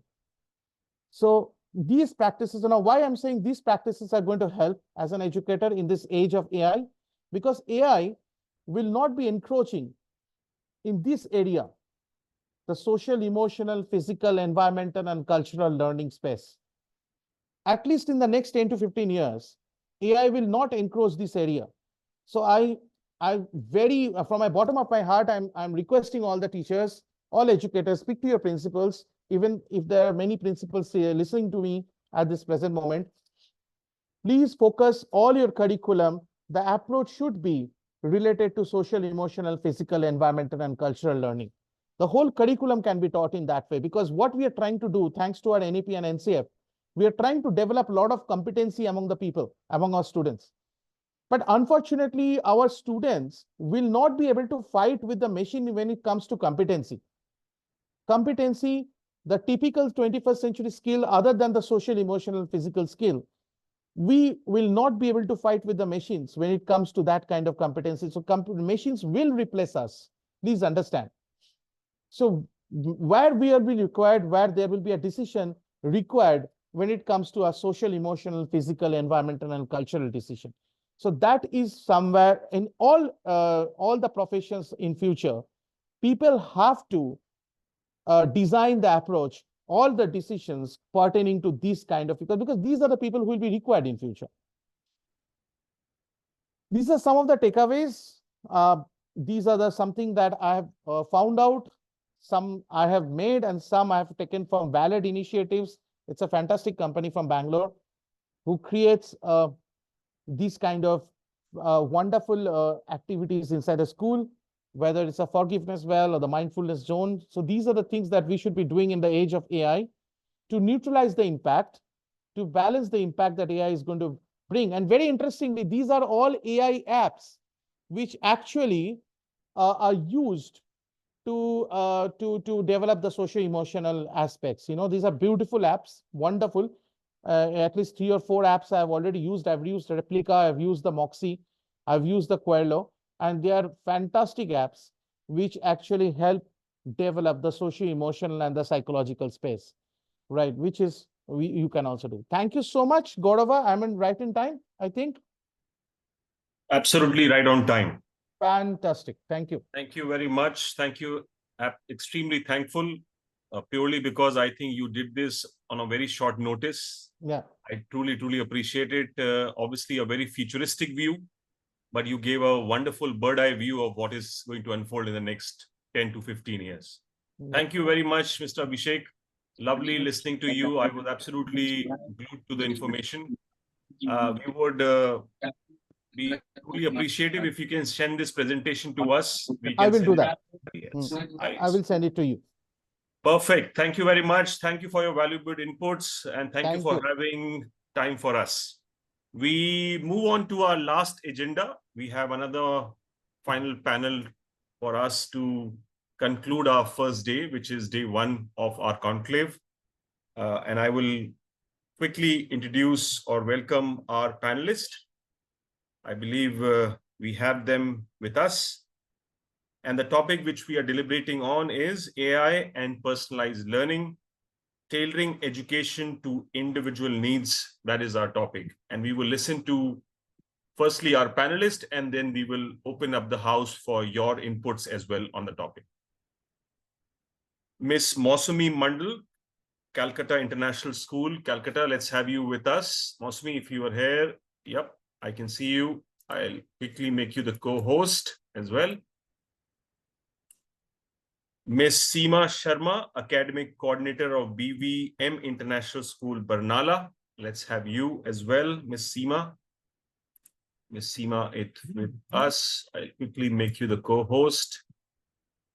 And last, Miss Koeli Gupta. She is an elementary teacher at the Jain Futuristic Academy in Kolkata. Let's have you with us as well. Wonderful. So we will put all three of you on the spotlight as well. And after which we will start our discussion. Add to the spotlight. And here we go, Miss Madam. Wonderful. Thank you very much for accepting to do this with us. I believe it was short notice, and I still believe that you must have given some time to think about the topic. So what we'll do is we'll begin with your opening thoughts on the topic. All three of you can give your sense on the topic itself, and then we can go into a Q&A format wherein I can ask you a few questions based on what you have said or your experiences of dealing with the topic example. And at times, if required, we can also go in general discussion about AI for that matter and how it is impacting all of you, right? Any one of you can take the lead and we can then go one by one to all of you. Yes. Either of you can begin. Good evening, sir. Good evening. Good evening, everyone. First, I want to thank IPN for bringing this topic because this is the need of the hour. And as Gaurava Yadav sir has rightly said that when we talk about artificial intelligence, we are still scratching the surface. So as my previous panels have told that when it comes to bringing AI in day-to-day learning in the classroom, so I mostly use ChatGPT and Google Gemini for devising my lesson plans. And thanks to your topic that I started to do research on what are the other AI apps available for us as teachers to incorporate it into learning, because all of us teachers want our children to be active learners. So I found one of the app that is EdApp, which is free, because one of the problems with AI apps are they are quite expensive. So this is a free app. And another app as science educator I found was the Pearson Interactive Lab app. So, but that one is the Pearson Interactive Lab app is not a free app. But what I liked about it was before we take children to lab, they give a simulated way of what actually that experiment will be using AI. They have a story, like, always the children, they ask why I will do this, why I'm going to do this experiment. So through that app, they show a story, they show what are the things they will be doing in the lab. So before we take them to the lab in the safe environment.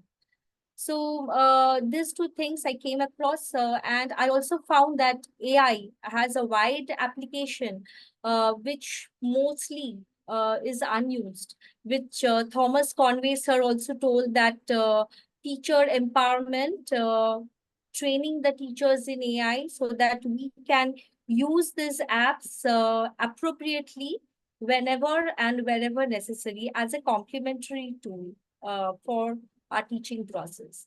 Like for early intervention, one of the teachers told by previous panelists that one app is their Kid Cell, where they can, for the speech problem, and also they have some techniques, some data which can be given to that app, and they can curate it and they can able to tell us that where are the specific strengths of that student and where are the difficulties. So we as teachers can work on those difficult areas and curate our lesson plans accordingly. And that is what we talk about personalized learning or individualized learning. Wonderful. I think that's a good start to the discussion. Makes all of us a little comfortable. Let's go to Miss Seema or Mosmi. Either of you can share your views, please. Yeah. Yes, sir. Very good afternoon to all present here. This is Seema Sharma. As we are gathered here online to discuss about the tailoring education to the individual needs. So I believe that we are gathered here to discuss about the needs of the various type of students. We know that there are 4 types of learners in our classes. Visuals, auditory, kinesthetics, reading writers. So there are variety of students when we are teaching in the classes. So we have to focus each and every one's requirement. And I believe even I have practiced in this case, because whenever we are, the child is suffering from just we can say the child is a slow learner. So how we can help that child to learn the things, to learn the new material. So AI is helping us as a teacher. We are using this in the classes by making the PPTs, which is the common thing. And by providing the new ideas to the children, by bringing the word close to them. So being a teacher, okay, I think, yes. I think firstly, teachers have to improve themselves, because in my school, if I see in the starting, when we started working with AI 2 years back, so only few of the teachers were working with AI, but now almost 80 to 90% staff is using AI. Wonderful. With the help of workshops, seminars, and with the help of their daily uses. The teachers are preparing the worksheets through the AIs. The teachers are preparing their lesson plans according to individuals' needs. Like the teachers are preparing the question papers also. Okay. For the slow learner, for the average learners, for the bright students. So it is very helpful according to me. Wonderful. I think that's a wonderful share, if I may say. And we will obviously would like to ask you your experience a little later. How has been that experience? Is it more troublesome for you? Is it burdening you further, etc., etc.? We'll talk about that as well. Mosmi, your opening thoughts on the topic? Hello everyone. I am Mosmi Mandal. I am BTech and Masters in Computer Science.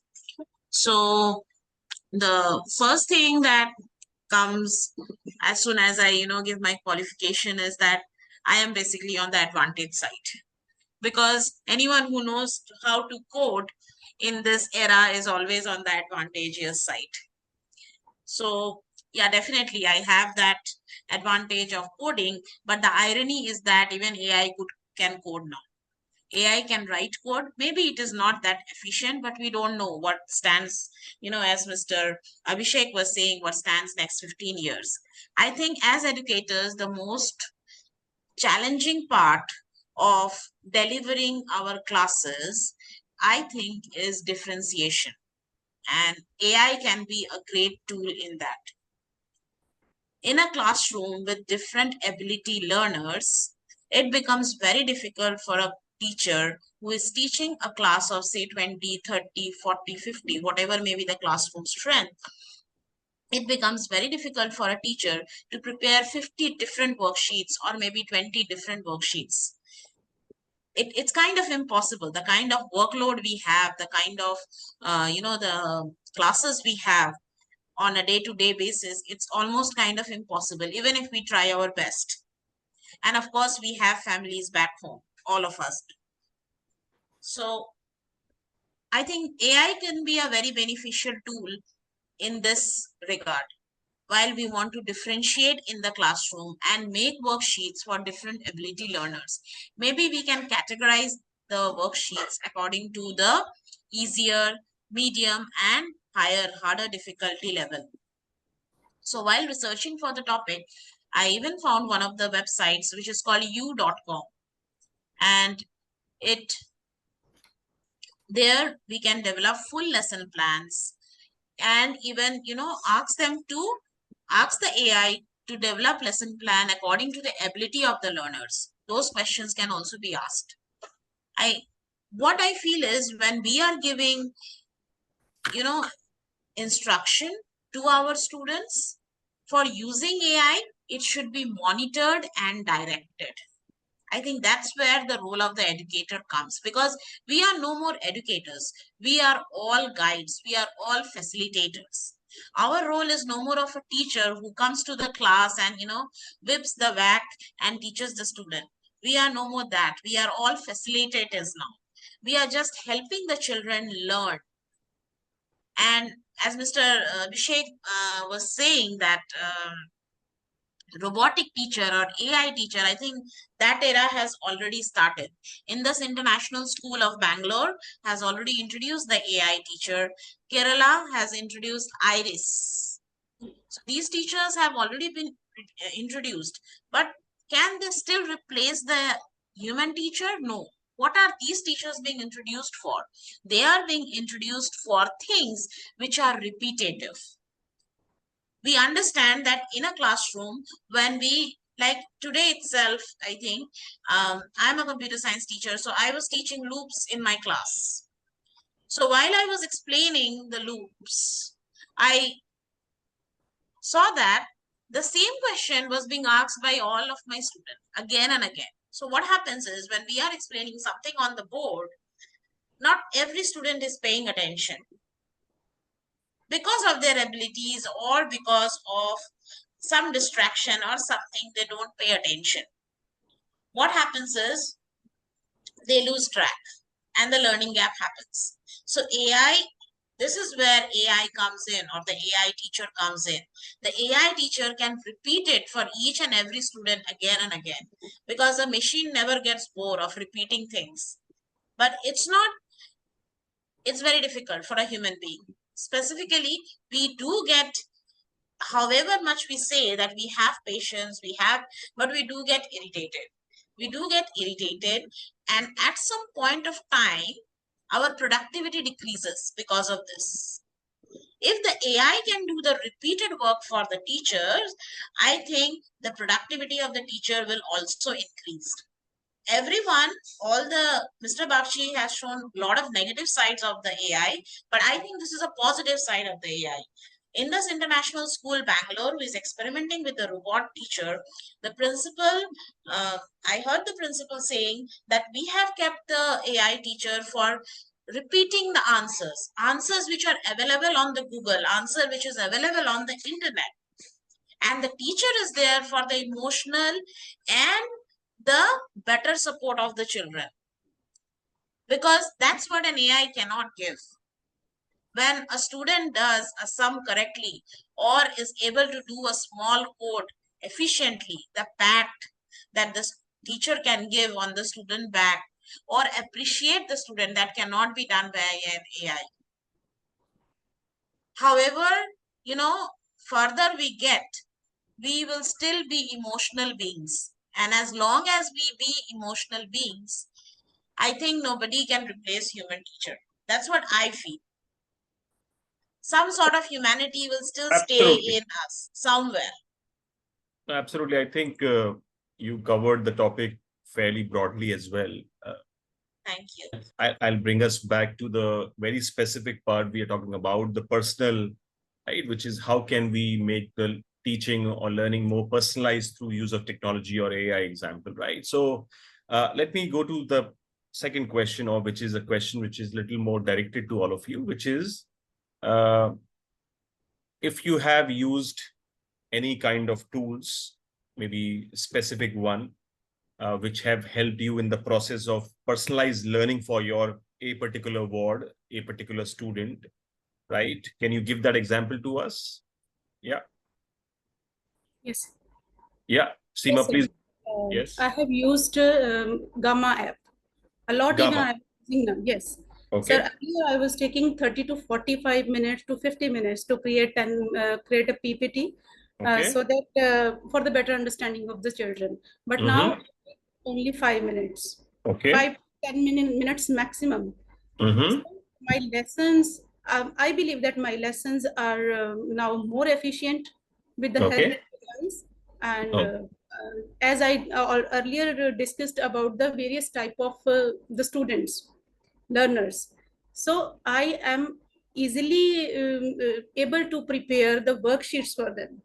Just I have to put their, yes, abilities in the AI, that this type of the child I have. So which type of the Worksheet also from Gamma or some other tool? From Gamma also, and from other chat GPT also. Okay. Which works very well, sir. Fair enough. Yes. Yeah. Mosmi? So gamma.u.com, and the list is very, very large actually. So, and there is So give us say one example for computer Tomy science. AI. Okay, so one example, I am a very much fan of ChatGPT because the textbook questions that are given, children nowadays are very, very curious. They are not at all satisfied with the textbook question. Many of the students, they already solve the textbook question before they, come for learning in the class. So what I do is I go to ChatGPT and I paste those questions and I look for similar questions and difficulty level higher questions of that. So that I can challenge those That's students. a smart way of doing it. Correct. Yes. So that I can challenge those students and, basically they sit quietly in my class.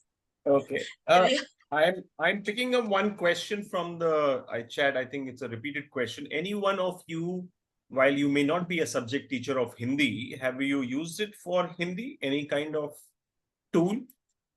If not you in the panel, anybody who has used it for Hindi as a subject of the 400 people we have in our audience, you can give us a show of hands so that your answer benefits everybody else. Sir, although I am also from a Hindi background, but I'm not teaching Hindi. I'm taking SST here. But in Hindi also, although we are not using, I am not using in the classrooms, but I am using it for my administration work. Okay, Shikha is raising her hand. Shikha, please share with us. Yes, go ahead.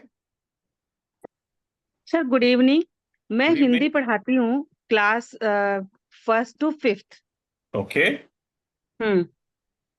तो मैं मतलब कि काफी हद तक board वगैरह सारे कुछ मैं यूज करती हूँ, जितने भी यूट्यूब से, मतलब बच्चे यूट्यूब से ज्यादा अच्छे से अट्रैक्ट होते हैं और समझते भी हैं. अगर हम लिंक प्रोवाइड करते हैं बच्चों को तो वो बहुत अच्छे से इंजॉय करते हैं. तो क्लास को इंजॉयमेंट, सबसे पहले तो उनको इंजॉय कराने के बाद कोई ऐप स्पेसिफिकली यूज करती हैं हिंदी के लिए आप? हाँ, मतलब स्कूल में extra marks app, extra marks installed है, उससे भी बच्चों को पढ़ाते हैं हम. ओके ओके ओके, ठीक है, wonderful. Thank you for sharing Shikha. Thank you.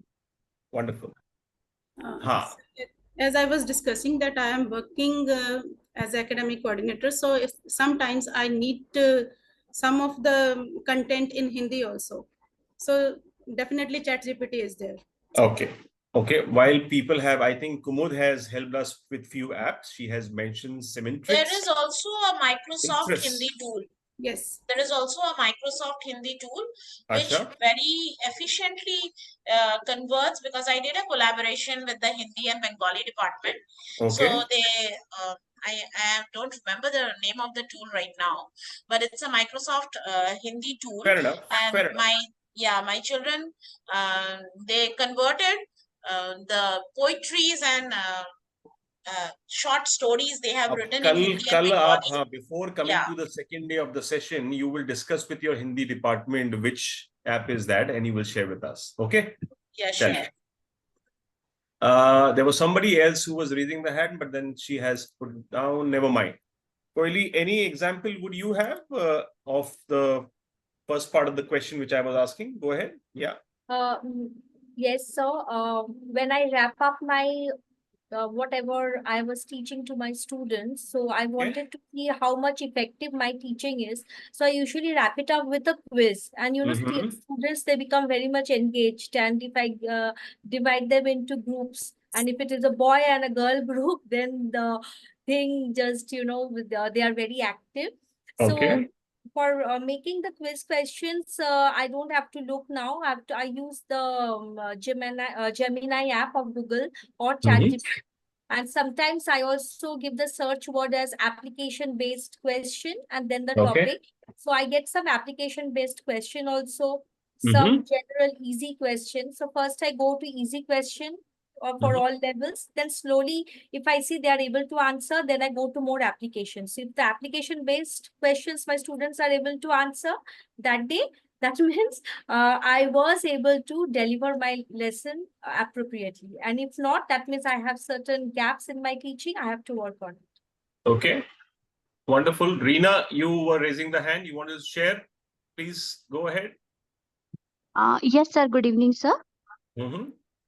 Hello बोलिए गुड इवनिंग बोलिए गो अहेड सर मुझे जो लगता है आज के समय में हिंदी का महत्व जिस हिसाब से घट रहा है उसमें मैं स्टूडेंट्स का जो मनोरंजन है या अपनी क्लास को इंटरेस्टिंग बनाने के लिए कई बार स्टैंड अप कॉमेडी जो होती है सर एक अच्छे लेवल की वो बच्चों को जरूर दिखाती हूँ उससे एक तो ये होता है सर कि क्लास में इंटरेस्टिंग तो बनती ही है और उसके साथ साथ बच्चों को ये बताने में मुझे ज्यादा एक अच्छा अवसर मिलता है कि क्लास में आप जो हिंदी है वो हिंदी केवल आपके व्यवहारिक ज्ञान के लिए नहीं है आपके करियर ऑप्शन के लिए कितने बहुत सारी जो लाइंस हैं वो हिंदी के थ्रू जाती हैं क्योंकि मेरा खोल देता है नए नए एवेन्यूज खोलता है आप बोल रही हैं करेक्ट क्योंकि हिंदी जो मैं पढ़ाती हूँ सर तो बच्चों को या पेरेंट को भी आजकल ये रह गया है कि सिर्फ पढ़ने के लिए है इसका कोई महत्व ही नहीं है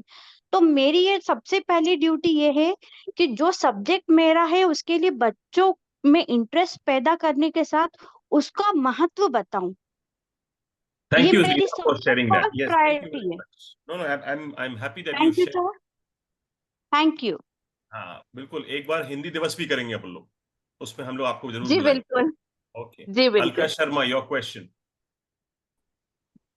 Sir, it's good evening, everyone. It's not a question. Just now you were inquiring yes that. please हाँ बताइए in fact yes correct Sir, आप पूछ रहे थे हिंदी में if anybody has used. जी बताइए I had to check lesson plans of few Hindi teachers and somehow was not satisfied. So I used ChatGPT, wherein I wrote that I need a lesson plan for Alankar grade 10.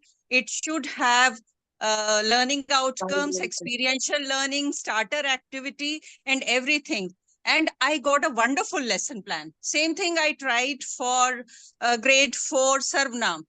And the only thing was that all the instructions were, whatever was written, it was in English. Alankar ke examples the, wo Hindi mein aaye, but it was perfect. Everything was covered and it had, at the end of the plan, reflection as well. Okay, wonderful. Thank you for sharing, Miss Alka. And was this on the free version of it or on the paid version of ChatGPT? Sir, it was on the free version. Free version. Lovely, wonderful. Thank you very much. Thank you for sharing with us. Thank you, sir. Thank you. Wonderful. Sudipta, Momita, you are also sharing something. Yes, Good evening. Good evening, sir. Can you hear me? Yeah, we can hear you. Please go ahead. Good evening sir मैं भी हिंदी की शिक्षिका हूँ मैं 6 to 8 पढ़ाती हूँ तो यहाँ भी हम चैट जीपीटी जो फ्री वर्जन है वो यूज करते हैं उसके साथ साथ ही हमें एक्स्ट्रा मार्क्स भी इस्तेमाल कर रहे हैं इससे बच्चों को बहुत फायदा हो रहा है पहले क्या होता था कि जो हम लेक्चर देते थे वो उससे लिखते थे तो एक क्लास में बोरियत आ जाती थी लेकिन अभी क्या है कि बच्चे इसे एंजॉय कर रहे हैं क्योंकि जैसा हाँ जो आज का युग है आज का जो मॉडर्न युग है उससे क्या हो रहा है कि वो भी मॉडर्न बनते जा रहे हैं तो उन्हें लग रहा है कि हिंदी शिक्षिका क्यों नहीं मॉडर्न है इस बात के लिए हमें भी मतलब चलिए, अपडेट चैट जीपीटी ने आपको मॉडर्न बना दिया, वंडरफुल, नहीं, fabulous, thank not you only for chat sharing. GPT, कई एप्स का हम यूज कर रहे हैं। इससे क्या हो रहा है कि हम भी अपडेटेड हो जा रहे हैं और बच्चे भी हमारे बहुत कुछ सीख रहे हैं। यस, नहीं, they are appreciating it because वो उसी को यूज Yes, कर रहे they हैं। are appreciating and they are liking it most. बिल्कुल ठीक, perfect. And Moumita. yes, thank you, sir. Good evening, sir. Though I'm not from Hindi background, but I'm using ChatGPT in my science class. Okay. So what is happening actually in the science class, many of the concepts are there where the students students must perform the practical.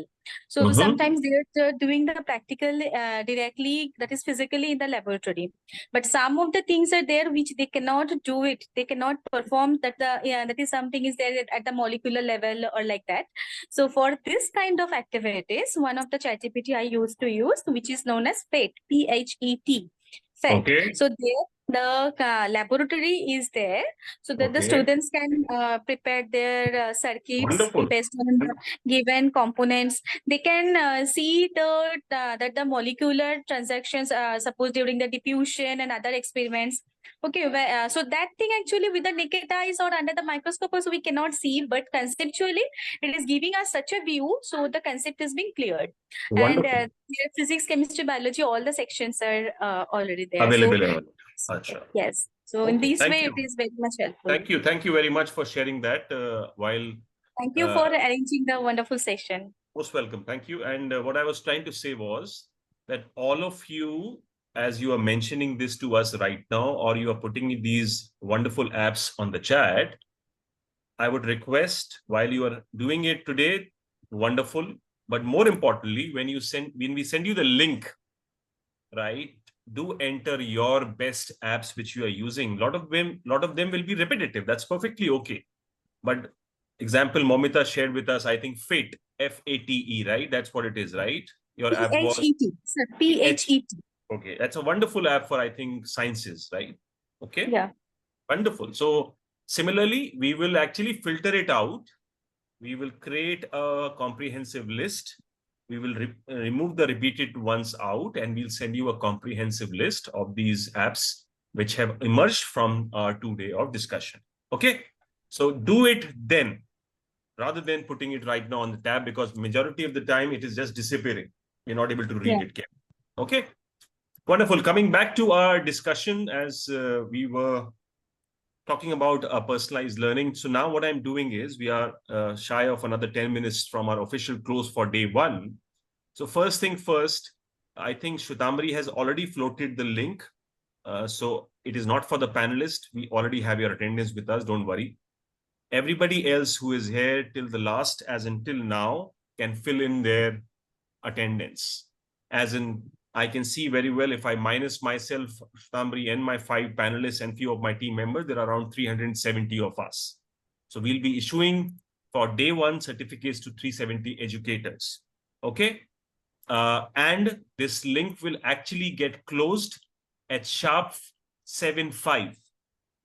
This link will get closed at 7:05. So which means you can only put in your entries by 7:05. Okay. So that's the instruction on the registration part. Now, coming back to what we were discussing, now I'm opening up the house for Q&A. For anybody has any question for our panel, please put a virtual show of hand. We'll help you unmute, and then you can ask your question to the panelist. Link has been shared in the I think the chat. She has just posted it all over again. Don't worry. If you have attended it, you will get the link. Okay. Yeah. So right now, because as I said, so we have another 10 minutes. If the way other people have chipped in and they have shared their views, lovely. And obviously, I'm very, very thankful to the panelists. It's a very evolving topic, right? So you may not have multiple points to discuss. You may just have one point, but that's your contribution to the discussion, which is a fair enough contribution, if I may say, right? We may find ourselves little tongue-tied that, okay, I have said this point, now what do I say more? Because I've already said this. I understand that completely, but as I said, do not feel awkward at all. It is such a topic. Everybody is learning this as we go along. So it will happen. It will happen to you. It will happen to me. It will happen to everybody else for that matter. But the good part today is, I think educators, the way I am looking at it right now, have taken this in the very right spirit. That's the beauty of it. Okay, because so far I have been talking to a lot of principals, because that's my core work. We work at the principals level, but therefore the idea was to really go closer to the teachers and understand how they are using technology, in fact. And absolutely thrilled to know everybody. I mean, I think Seema ji, where are you based, Seema ji? Yes, sir. Where are you based? आप कहाँ पर located है? आप कहाँ रहती हैं? आपका school कहाँ पर है? Sir, I am from Barnala, Punjab. Barnala is a very small place, by the way, right? Yes. You might have even heard of where Barnala is. Yes, But it is a very small town. Yes. What technology can do, right? Because I believe Koili and Mosmi are from Kolkata, I believe. Kolkata is a thriving city, as a metro of a country, right? We have a greater expectation from you for that matter. But somebody like an educator from Barnala and doing a fabulous job, my compliments, very well done. I think somebody was raising their hand. Shravan Kumar, you can ask your question, please. Yeah. So good evening, sir. Good evening. So when it comes to prompting, so what exactly is that how we can do this prompting? And sometimes I'm facing problem when it comes to some questions related to like some competitive exams, and ChatGPT is saying that it is out of our zone. So could you just highlight on this? How best Panelist, what Mr. Shravan is asking us is that how or what is the art behind prompt? How do you frame a good prompt to which you instruct or you give to the ChatGPT in order to get the retrieved answer, right? Have you all experienced or you have evolved to a certain kind of process? Please go ahead and share with him. Yeah. Yes, sir. While making the question paper, you have to keep it in the mind that which type of question paper you have to form, for which type of the learner it is, first thing. And second thing, the syllabus, which syllabus you are giving to that child, and what would be its level, that you have to choose. After that, you have to give the commands to AI, like ChatGPT. We are working in ChatGPT. So whatever the instructions you want, which type of the question paper you form, give just instructions or keywords to that to ChatGPT. It will form according to you. Later on, you have to do editing according to you. That is required, because without human interpretation, I don't think that only ChatGPT will work. Okay, which means couple of iterations are required, or you have to keep refining your prompts. Okay. Yes. Other two as well, Moshmi and Koili. So what I do is I try and give a similar question to ChatGPT. Okay. The type of question that I am looking for it to make for me. So I try and give it a similar question. So say I have developed a question, or maybe I have got it from some resource. So I paste it and I ask it to create a similar question to that. Okay. You can directly write it, like create similar question to this. So it will give you, similar questions to that. Like for, I'm teaching computer science. So I'm teaching IGCSE as well as A-level computer science. So in IGCSE 0478, they have recently introduced this 15 marker question. It's just 2 years they have introduced. Okay. So it's a 15 marker unknown scenario based question, which has arrays and loops and all those computer science topics involved in it. So now, of course, because it has been introduced just 2 years, there are very less questions, past paper questions for students to practice with. So it's not enough. Whatever is there in the past papers, once they already practice, they just lose interest and they want to practice new question. So what I do is I take a copy of that question and I paste it in ChatGPT and I ask it to create a similar question for me. So most of the time it does a good job, but there are times that, I find that it makes a mistake. So that's where I intervene and I do the correction. Yeah. Thank you. Thank you very much. Yeah. Yes. Before I, post it to the student or before I deliver it to my students, I make sure, all the learning outcomes that I want to achieve are present in the question. Perfect. Koili, would you like to share anything? Yes, so I think curating our words is very important. For example, fill in the blanks questions or MCQ type questions. So if I say MCQ, it will give me the MCQ type question. Then maybe I want a question specific to photosynthesis, experiment-based question on photosynthesis. So the more I fine-tune my words, it will give me the questions as per that. If I just write photosynthesis questions, it will give me a vast array of questions. So it will be difficult for me, more work for me. So I write MCQ based questions or application based questions, easy questions, because some of the questions we give easy also. We don't start off with first only difficult. So in this way, when it gives a question, from there I can choose whichever I want, where Moshubi ma'am said that human intervention, Seema ma'am also said the same thing. So that is our job, to take what we want and the rest we can just discard. Absolutely. I think it's more of a trial and error method. I believe whatever little I have experimented with it is that you become better as you use it more, and you keep refining it as you go along, basically. Yes. So I think that's the answer, Shravan, for you. The more you will use it, the more you will refine it, the more you will be better at it. As simple as that, right? So I think we are completely, not really, we have 4 minutes more. If you have another question or anybody has any other observation to share, we can do so. We have another 4 minutes to close our day one. You already have the links with you for your registration, which we will close at 7:05. For tomorrow, we will again start at 4 o'clock. We have an opening keynote from somebody who is joining us from London. She is again a practicing AI expert from the field. And a very interesting topic. We will share that topic with you as well. Then we have 2 panels tomorrow as well, but we have another keynote. The way we had Mr. Abhishek's keynote today, we have an Indian young IITN graduate who is building a lot of AI stuff for educators. He will take up a session on AI for educators, basically, which will be tomorrow. So we'll have 2 keynotes tomorrow and 2 panels as we had on day one. So that is the way we will close it. And as I mentioned to all of you, that we will do a couple of things, which is, one is that we will curate a list of all the apps which you all educators across the country are using, so that we have a filtered list of some good apps which educators can really benefit from.